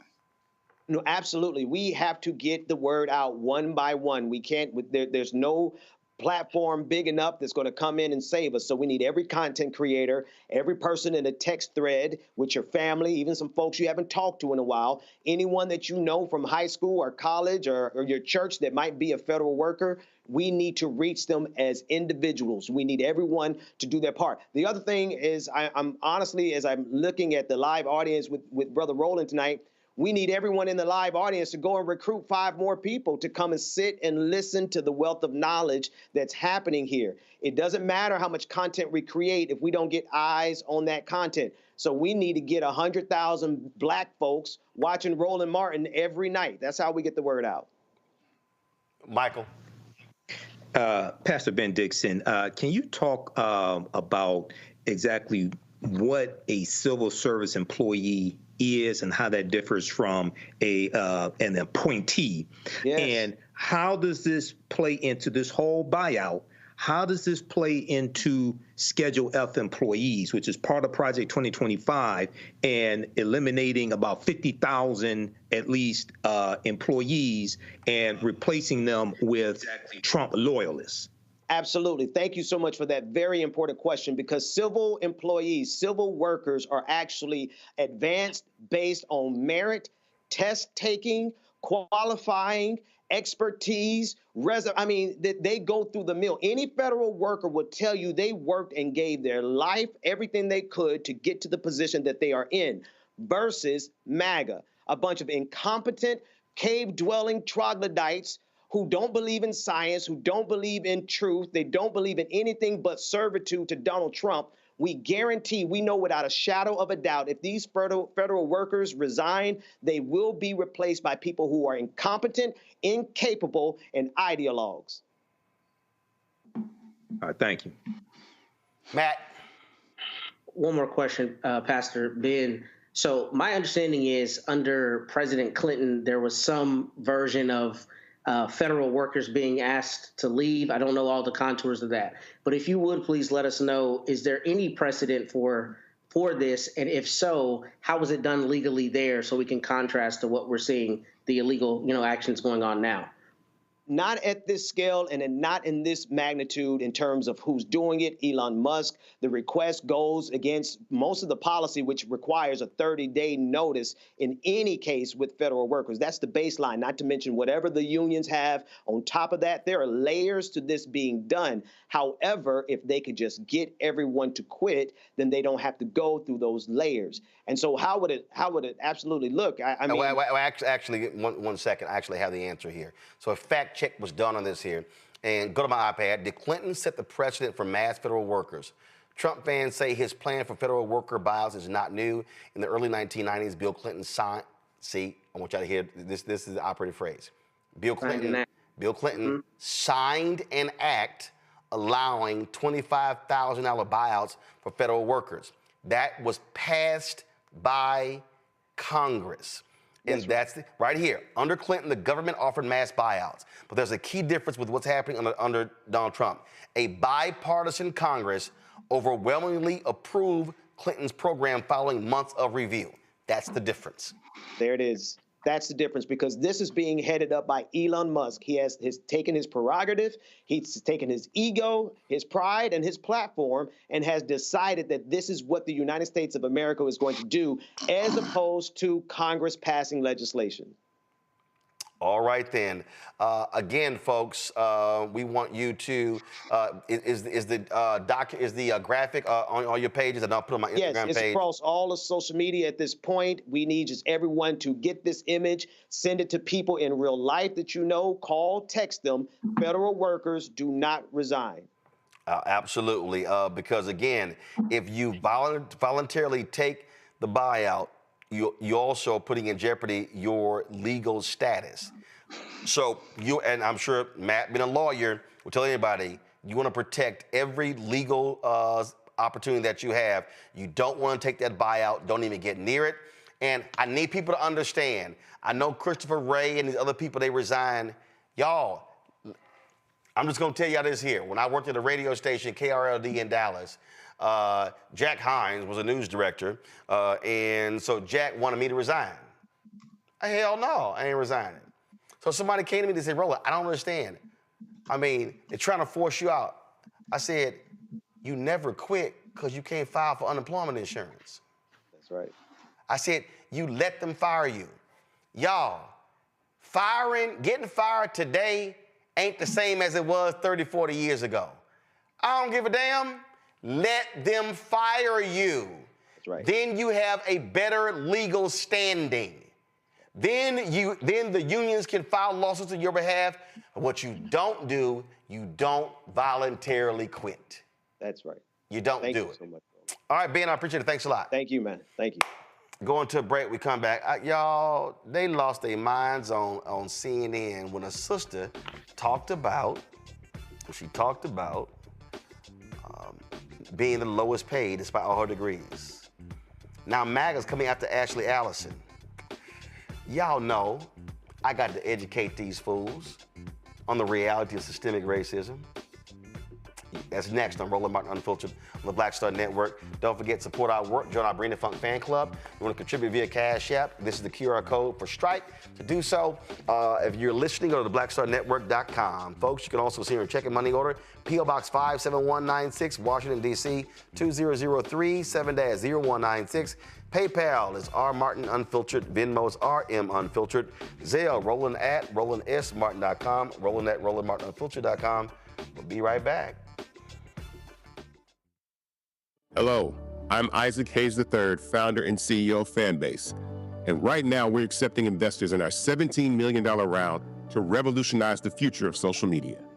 Today, for just $399, you can own 60 shares of stock in Fanbase at $665 a share. Go to startengine.com/fanbase and invest today. While the big platforms have grown too massive and disconnected from their users, Fanbase is building a platform where creators and users truly come first. We've already raised $4.8 million from everyday investors who believe in this vision, and now you can join them. This is your chance to invest in a social media tech company with over 1 million users that is disrupting media by allowing anyone to reach all of their following and monetize their content from day one. The market is changing, big platforms are failing to serve their users, and Fanbase is stepping up to fill the gap. Don't wait until it's too late. Invest now. Invest for yourself and your future. Go to startengine.com/fanbase and own the future of social media.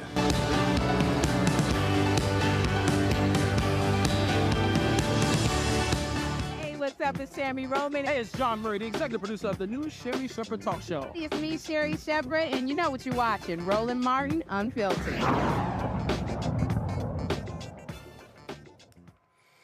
So on CNN, they had a hot conversation dealing with the issue of DEI, other thoughts, and Ashley Allison, who was a commentator on the network, you know what? She went back and forth with them talking about her experience in the workplace. MAGA is really upset with what she had to say. Watch this. People that they like to be around. Do you think they like to hire the also best people for the job? But I also think Maybe. around the idea of diversity. No, Donald Trump hired all of his friends. But I want to go back to people that are in his cabinet right now. You know, because you are a smart man. I know you know this. Why don't you understand how political appointments work? I don't understand. It's not about, but this is, can we just go beyond, can we just go beyond the cabinet? Because, yes, the president gets to pick whoever he wants, and the Senate is now for the Republicans, and I would have hoped that some of them would have been had more profiles and courage, but they didn't, and they actually put people in that I do believe in your party you have more qualified people who could be in that cabinet. I'd like to think that. But that's not what they chose. Secretary of Defense. That's not what they chose. So go for it. The issue in this country right now is we live in different realities. That's right. I live in a reality where I know I do not have the same opportunity as you. I know I don't. And you know and that I know too. what, Scott? I got it. And you know that. Let me just tell you about me. I'm gonna let you finish, but I want to answer this. I'm not talking about how you feel. I'm talking about how I feel. Me, a black woman in this country. But not in this city. And I will run. And if you want Look, me I'm a to, New Yorker, not in this city. run You cannot say fast. that. You I can't will say run. that in this city.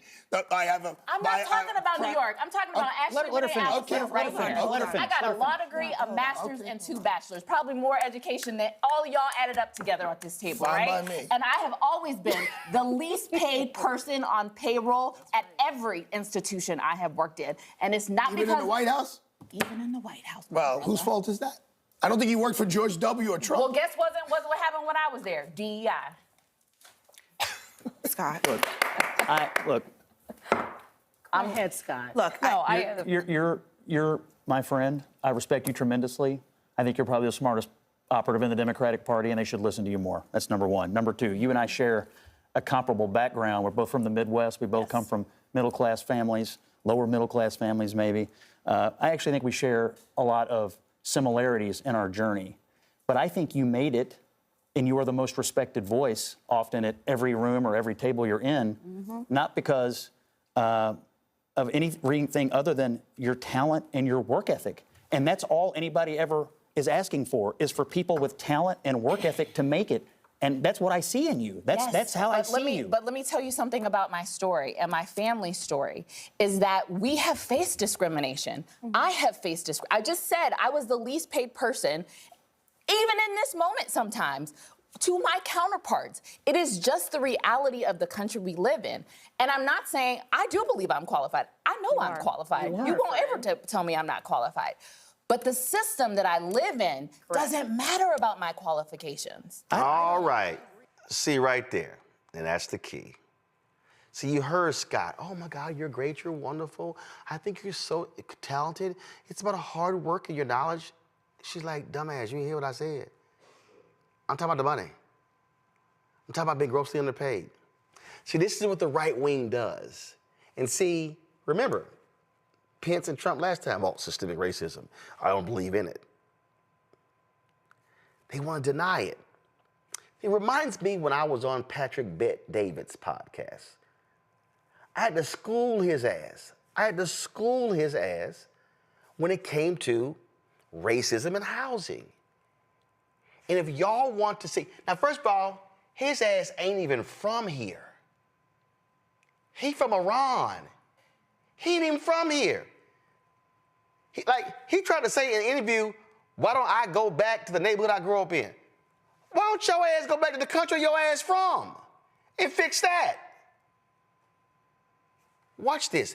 I just want y'all to understand how these people are nuts. Are you familiar with Palmdale? I'm gonna need you to be drug tested.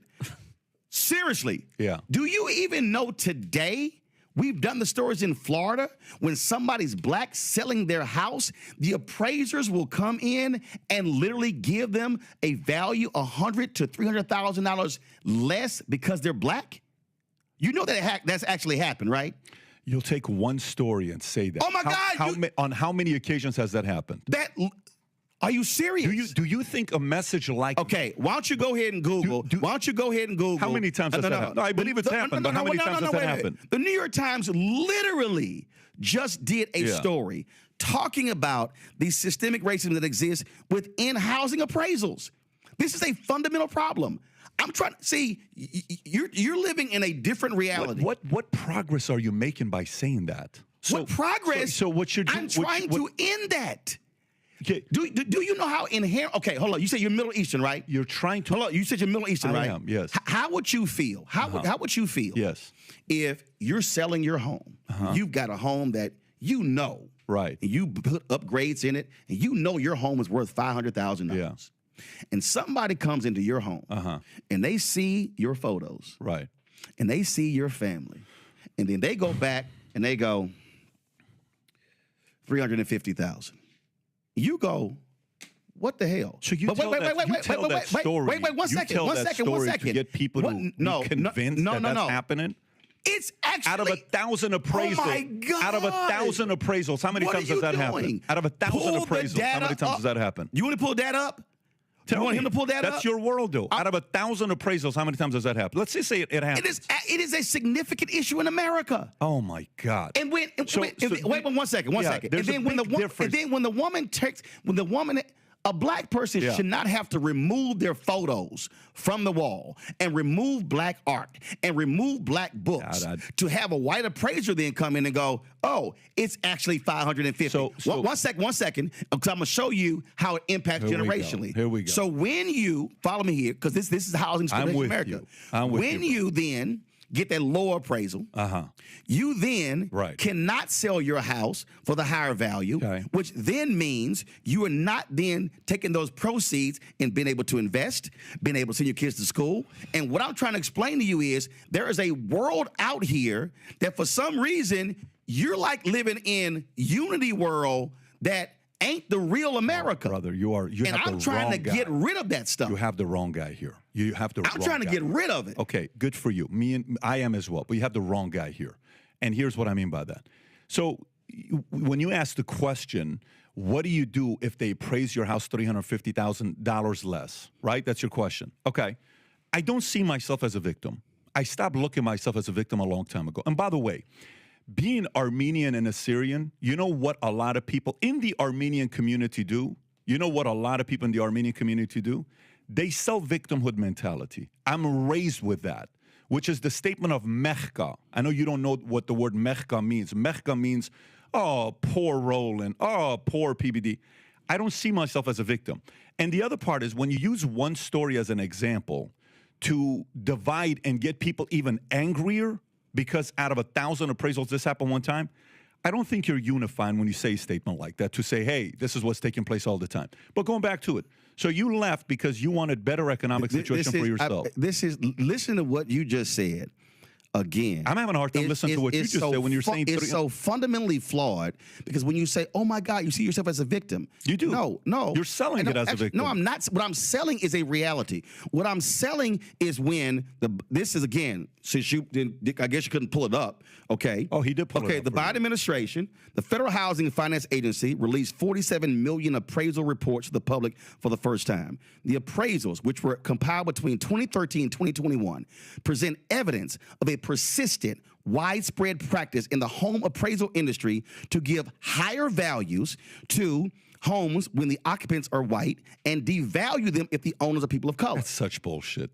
That's such bullshit. You know why? Hold up. Let me tell you why that's such bullshit. They actually took the reports and showed the data, and now you call it bullshit. Of course I call it bullshit. So wait a minute. So you asked for the data and the facts. No. And now you give your opinion because you don't like the facts. Bro. Come on, man. Do you run a company? Yes, I do. Okay, so when you run a company, how much shit can I find in the OPEX? How much in the what? With OPEX. When I go into my balance sheet and I look at my expenses, my monthly expenses, what I'm paying for, rent, employees, benefits, workers' comp, I can give a number and say, we lost $280,000 this year. And it's like, oh my God, we lost $280,000. And then I open up the balance sheet and then boom, I'll see you're moving your face like you don't know what I'm talking about. First of all, no. When I see a data like this, tell me the whole story.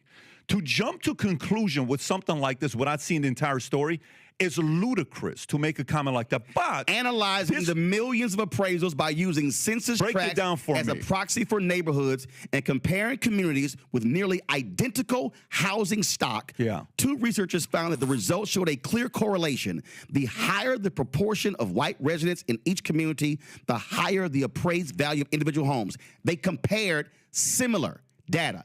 See, again, you want to reject the facts. And what I'm trying to explain to you is I am refusing to constantly have people give data without me having access to the entire thing for their own benefit to divide So what you're saying is, in order for you need access to the 47 million home appraisals. I'd love to see yourself. I would love to see it. Okay, guess what? It's a federal agency. File a FOIA. I'd love to see it. File a FOIA. But here's follow what? A FOIA. Okay, so I'd love to see it. You know why? Here's the part. How often do you see data being used and we don't know the whole story? Both sides. How often? Well, first of all, we see data out there. But what I'm saying, I'm looking at data, actual data, and I'm also looking at a reality. And here's what I'm saying to you. And again, this is what for some reason, you're not fully accepting. When what is the most consistent way Americans have been able to actually build wealth? It has been through housing. That's been historical. And when you are black in America, this is not an opinion, this is not a perspective, it's a fact. What we have seen is when you have been unable to enter the housing industry, meaning covenants saying you can't sell to black people, then when you actually buy a home and they've been grossly undervalued, that then limits you from being able to sell your home at a higher value and now take the profits and then create a business and then be able to send your kids to college. And what I'm saying to you is when that has been persistent, when you look at the appraisals, one, when you look at inability where you're buying a house, two, all of a sudden now you see a clear way how African Americans have been impacted, not historically, but still in present day. And what I'm saying to you is, whether you are Democrat or Republican, I want that to change, because what I want is you've had 53 years.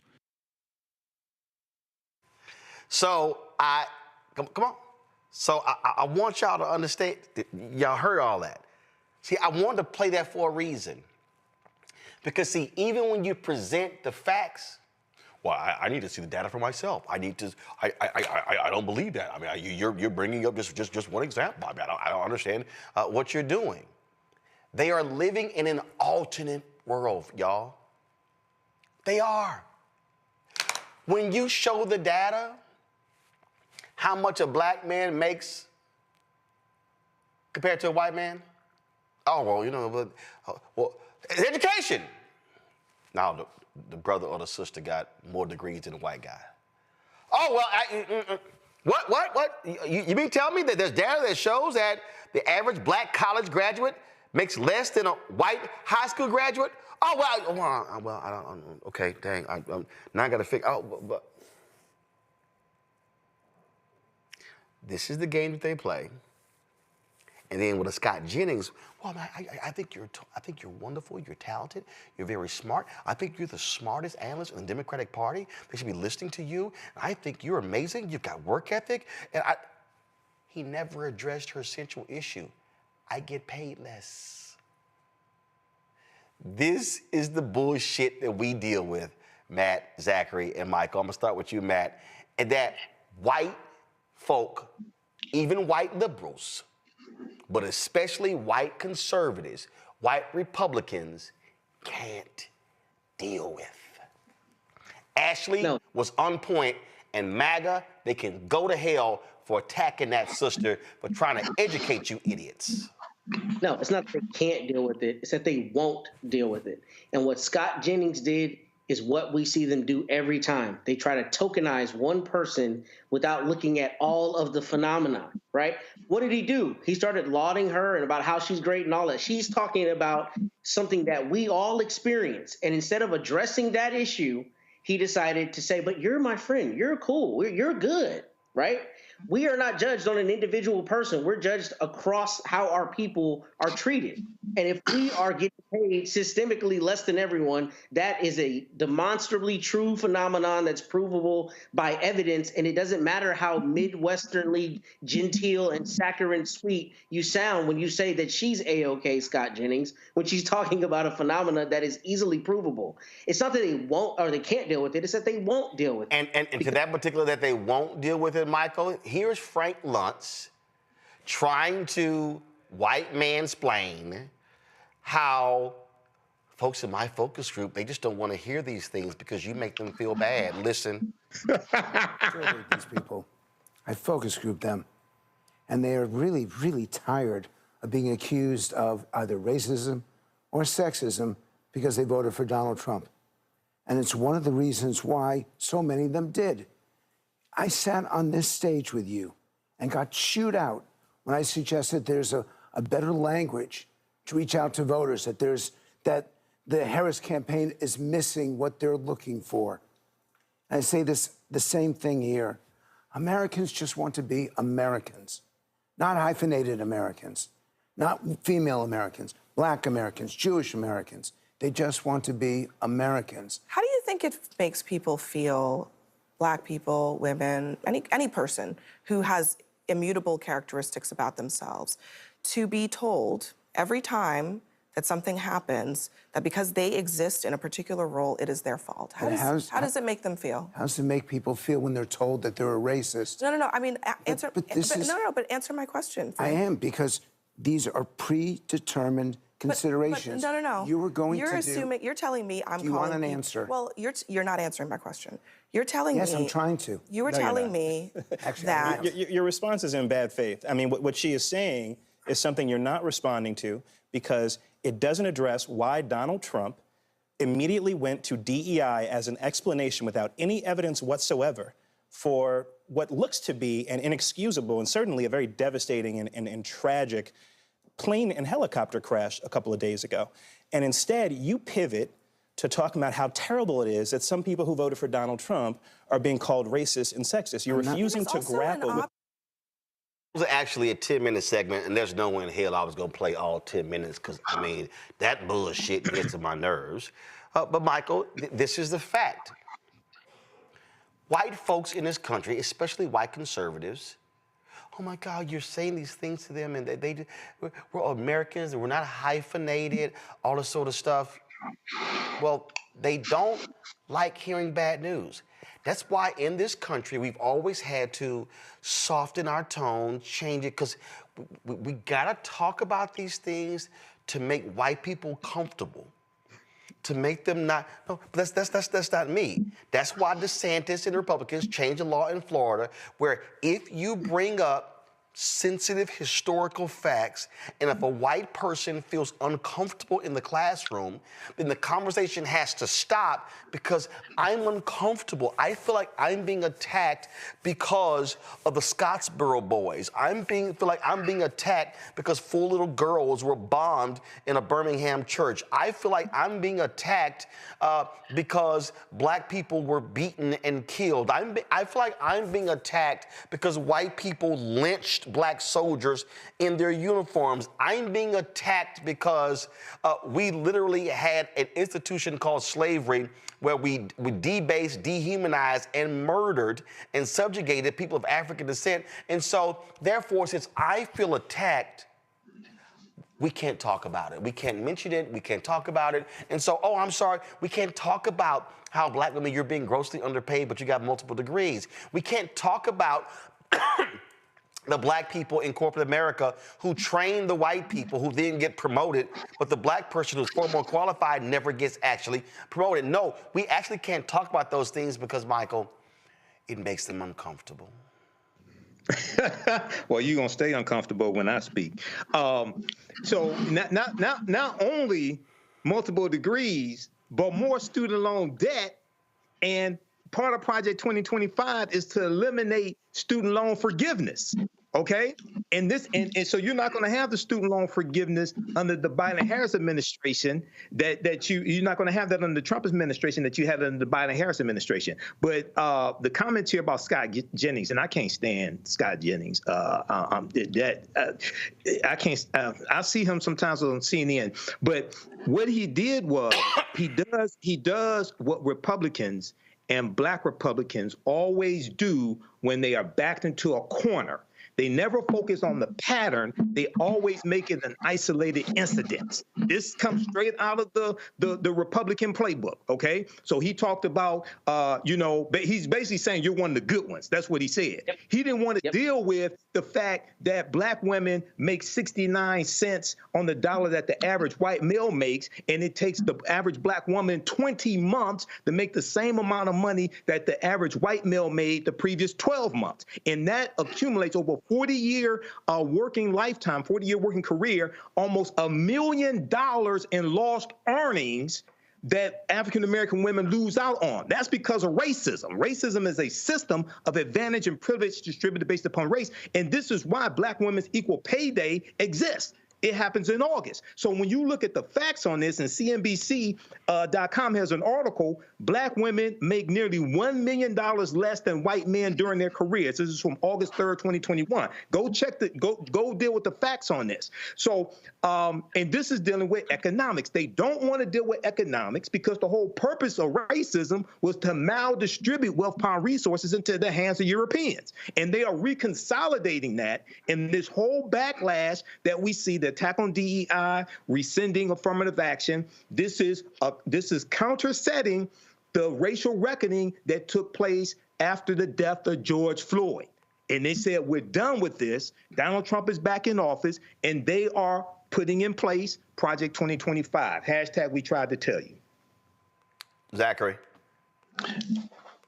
They are feeling bad because they feel guilt. And the guilt hurts. The guilt hurts. It's what their ancestors did to our ancestors, and it's what they are doing currently to us and to people like Ashley Allison, who is one of the most gifted and talented journalists that we are blessed to have on our television screens. Not only is she a phenomenal journalistic personality and voice, but she is an entrepreneur who is fighting and combating misinformation and disinformation in the Black and Brown communities through Watering Hole Media. I'm a huge fan of Ashley, not of CNN, I prefer, Roland Martin, Unfiltered, and Black Star Network any day of the week.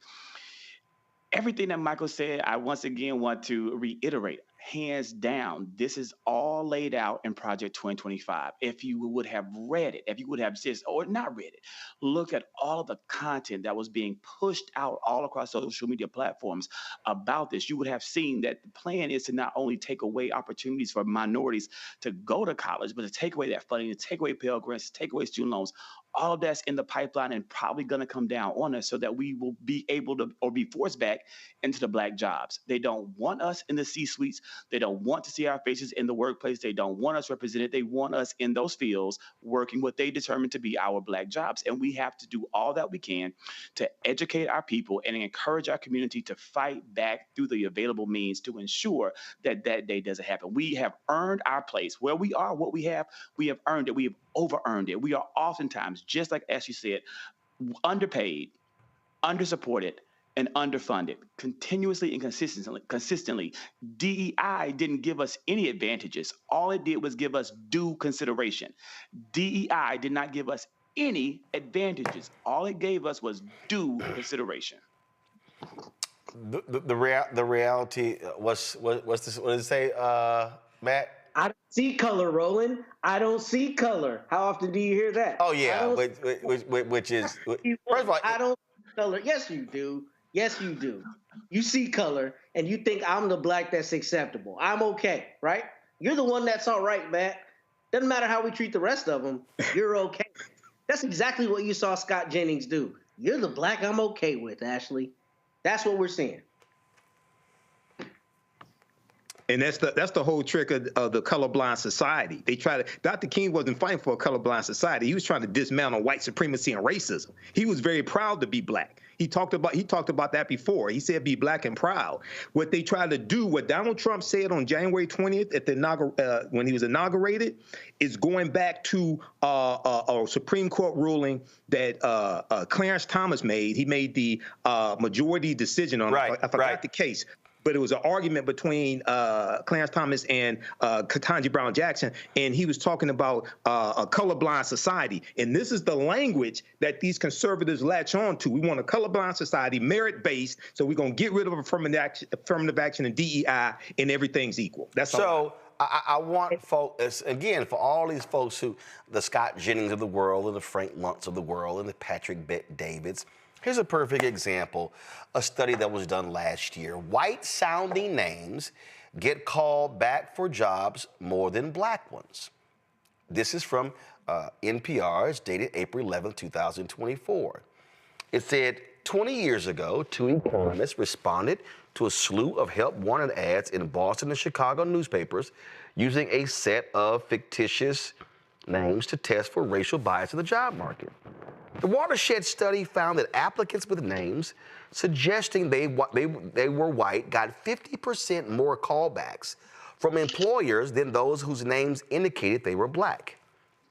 Researchers at the University of California, Berkeley, and the University of Chicago recently took that premise and expanded on it, filing 83,000 fake job applications for 11,000 entry-level positions at a variety of Fortune 500 companies.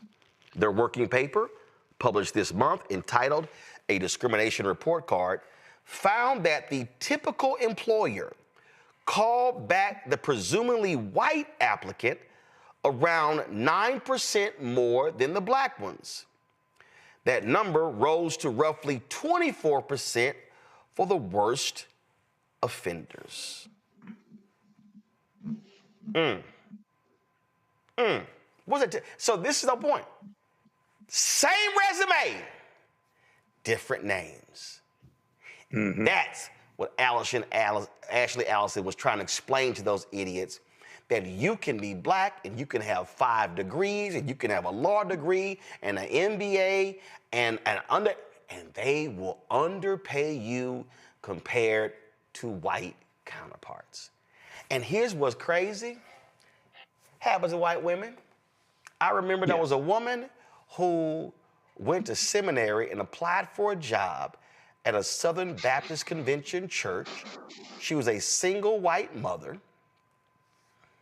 And there was a white man who applied for a job, and the church literally told her, she was already there, the church told her that they were going to pay the white man more because he was married and had kids, and she was a single woman.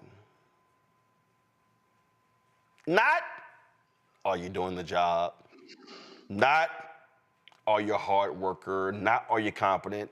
No, he's a man with kids and a wife, and you're single, so you don't actually need as much money as he does. Those folks don't want to hear that. And what Frank Luntz, of all people, and let me be real clear, this is the same Frank Luntz who, through his focus groups, focus-tested racial language. Frank Luntz, frankly, should never be on any cable network because Frank Luntz is part of the problem with today's politics. And he's actually talked about it in the past. It was his focus groups. How do we craft certain language that will get these white Republican voters to support or oppose certain things? He's part of the problem. And so when he sits there and goes, well, in my focus group, they're tired of being, that's just toxic language. They're tired of being called those names. Let me just say this real quick. If you are a Donald Trump voter and you're MAGA Republican and you're tired of being called racist and being called sexist, why don't you stop supporting racists and sexists? What a novel concept. Sonia Massey's family has reached a multi-million-dollar settlement with an Illinois county following her fatal shooting by a white sheriff's deputy in 2024 after extensive confidential discussions between county attorneys and Massey's family lawyers. Sangamon County officials negotiated a $10 million settlement through mediation. The 36-year-old Massey was shot and killed in her home near Springfield on July 6th of last year. Sangamon County Sheriff's Deputy Sean Grayson and other sheriff's deputies responded to a call about a possible prowler at her home. She called. Grayson shot Massey when she checked on a pot of boiling water in her kitchen while saying, "I rebuke you in the name of Jesus." Grayson has been fired from the Sheriff's Department and is facing first-degree murder charges in connection with the shooting of Massey. He remains in jail but is contesting his detention in court as he awaits trial. Folks, let's go to our Black and Missing for today.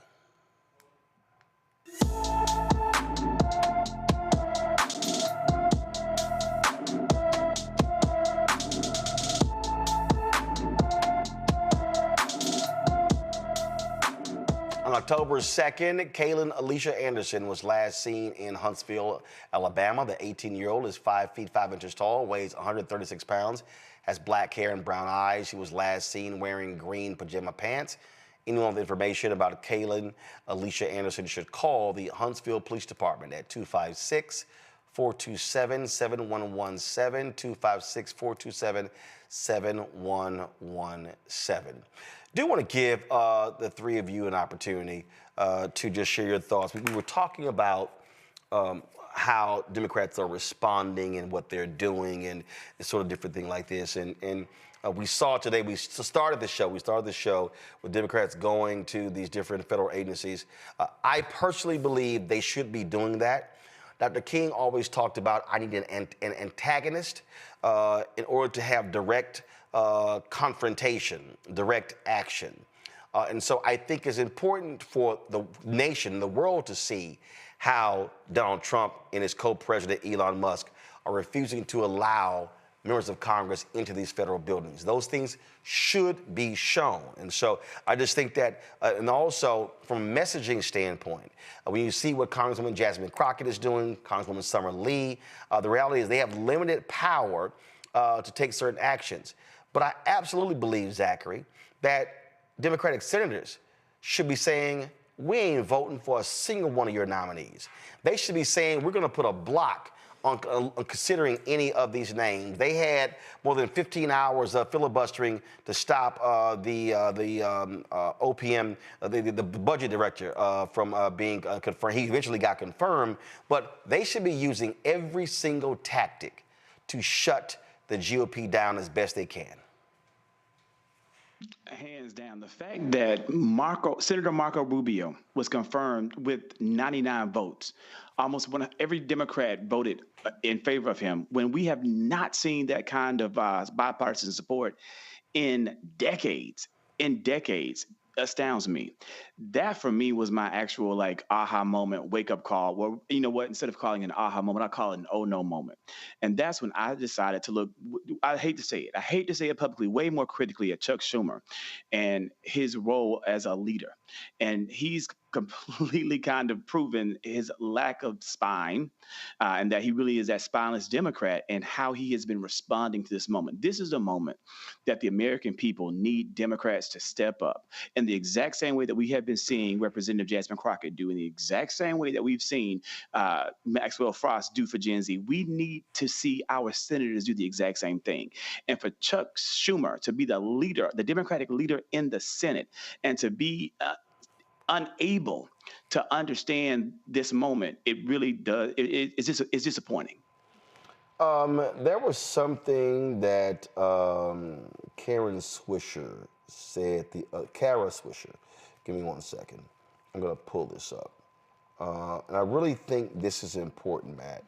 And we've talked about it on this show numerous times. But this is her on CNN. And she talked about normalizing. Listen to this.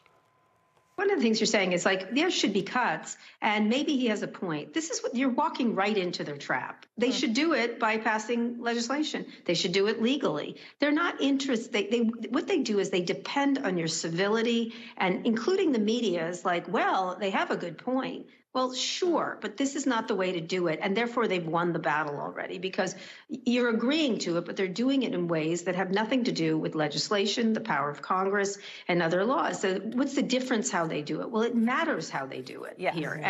And that's why they're running over you, because nobody's stopping them and saying, this is just nonsense. And let me just say, the last thing is they distract with other things, whether it's DEI with plane crashes, everything else. Well, they're doing that. So over here, they're doing the actual thing, which is the actual destruction that you can't take back. And what they're also doing is they are playing on the media and others in terms of, you know what? They are, matter of fact, listen to this. there should be cuts, and maybe he has a point. This is what you're walking right into their trap. They should do it by passing legislation. They should do it legally. They're not interested. What they do is they depend on your civility, and including the media is like, well, they have a good point. Well, sure, but this is not the way to do it, and therefore they've won the battle already. Right there. They depend on your civility. That's the mistake the Democrats keep making. They're playing institutionalists. We're going to be civil. And they're like, yo, we're going to be gangster.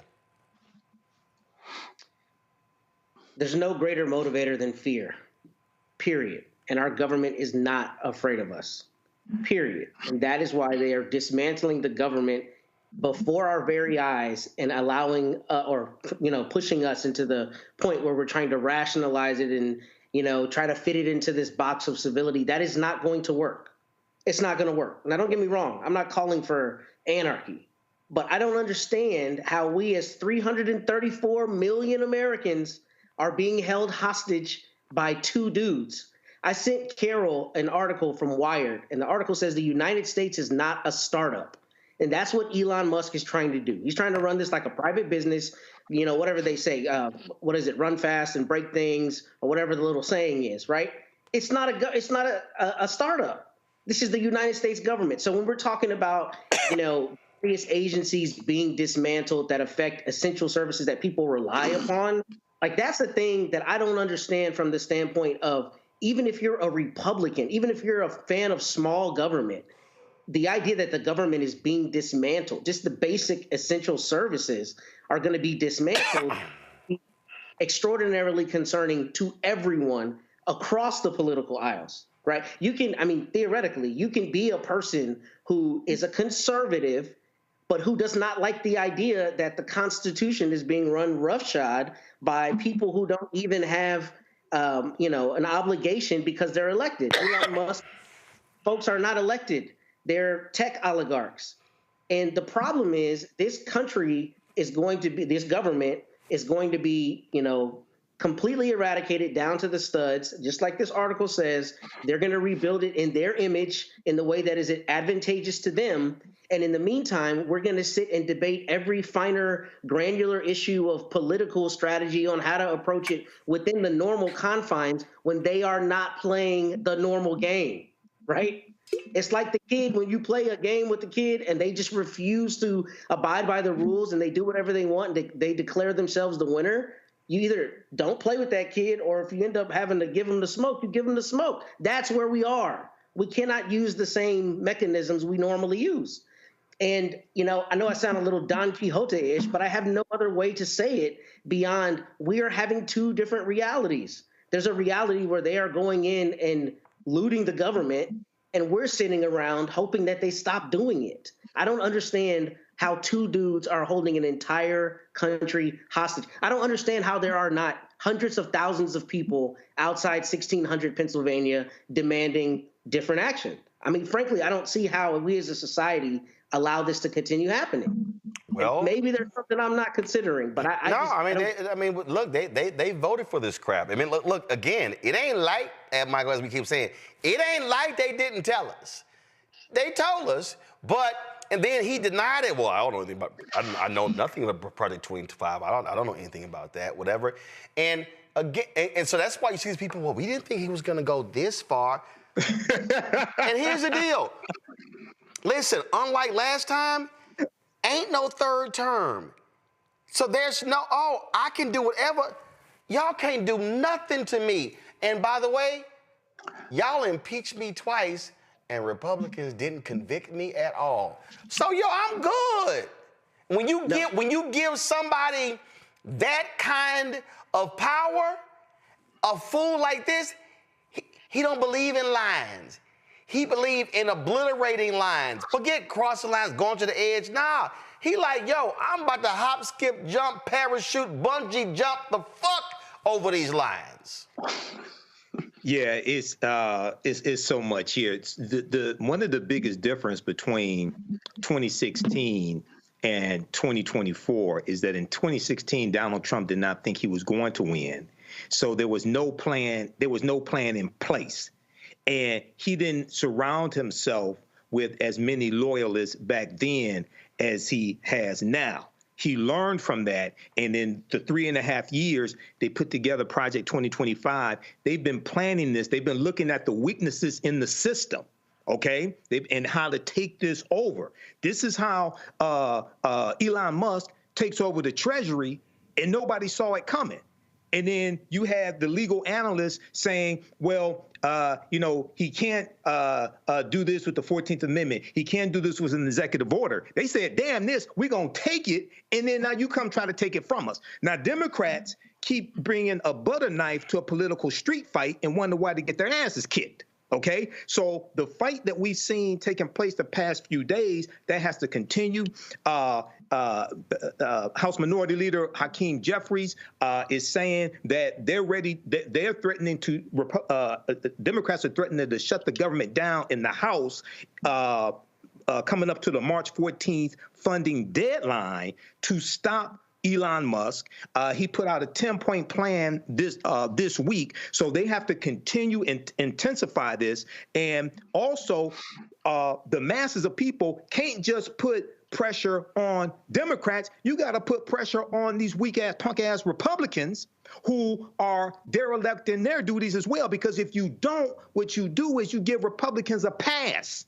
If Republicans don't feel any pressure from any people who they represent, they'll just keep on doing it, okay? And people, this past Wednesday, you had 50 protests around the country, many of them at state capitals. They had the 50-51, 50 protests, 50 states, one day. That was organized by Indivisible. Yeah. So a lot of people are downloading that document again like they did in 2016 and organizing as well. But this has to intensify. But, this is what we warn people about. Yep. And this stuff is happening faster than a lot of us thought it was going to happen. Well, again, and folks, go ahead, Matt.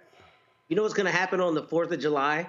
They're going to start talking about how this country was taken from tyranny by the American founders and how we should laud them and lionize them again, right?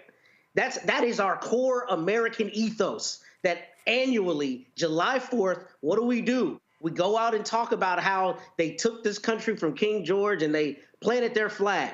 How are we allowing a tyrannical dictator who says he's going to be a dictator on day one, who will probably be talking about a third term sooner than later? I'm sorry, Roland, I disagree with you on that. I think that's absolutely what's coming, unless he's too old to continue on in the office.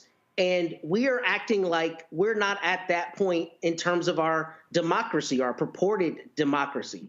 The idea that there are not people in the streets, like, you cannot just take the government from us, I don't understand. I really don't. And I don't know if it's just fear of discomfort. I don't know if it's fear of reprisal. But I know that 334 million is more than 2 mathematically. And how we have not become, pushed to action in a greater sense, I cannot understand it. Well, I don't think we have any political, normal mechanism to fight back. And that's why. But that's why I don't want to hear that shit. I'm tired. I mean, it's tough. No, this ain't the moment to be tired. Real quick, Trump has revoked President Joe Biden's security clearance. He said, quote, Joe, you're fired.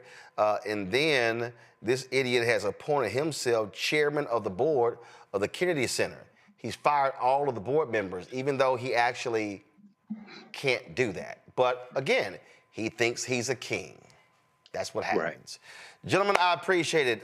Zachary, Matt, Michael, thank you so very much. Hey, folks, we do our best to cover all these stories. It's a lot of stuff I didn't get to. Understand, this stuff is real, what's going on. This stuff is real. And what we are seeing is an absolute coup, a takeover of this country. And if you are going to sit silently by, that's all up to you. We won't.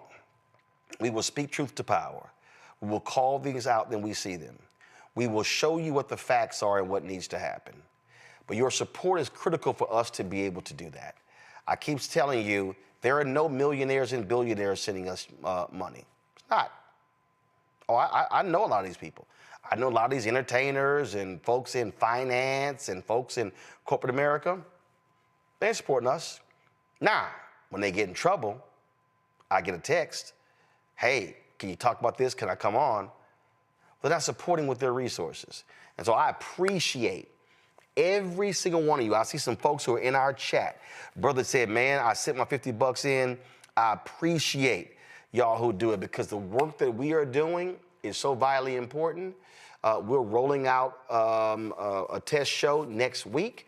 I can't wait till you hear it. We're going to have new episodes of course, Balanced Living, new episodes of The Black Table.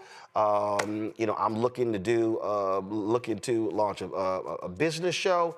So we are all about the focus of covering the news and the issues that matter to you. So we want you to do us a favor. And it's very simple. 20,000 of our fans contribute on average 50 bucks each. That's $1 million a year. That is absolutely vital, important for us to cover expenses, for us to be able to travel, for us to be able to be on the ground. Because listen, I'm not trying to sit behind this desk or sit over there every single night. No, we know we're gonna have to be out there covering the stories, going to cities and towns across this country like we've done over the last 6 years. So your dollars absolutely make that possible. So if you want to give via Cash App, remember Cash App has closed down all of our accounts because they changed their rules when it came to the type of companies. You can only have an LLC. Well, we are an Inc. So we're not an LLC, and so that's why we had to shut those down. But of course, we figured out a way around that. If you want to give us via Cash App, use the Stripe app. The QR code is right there. Very easy and simple to use. If you're listening, go to theblackstarnetwork.com to check it out.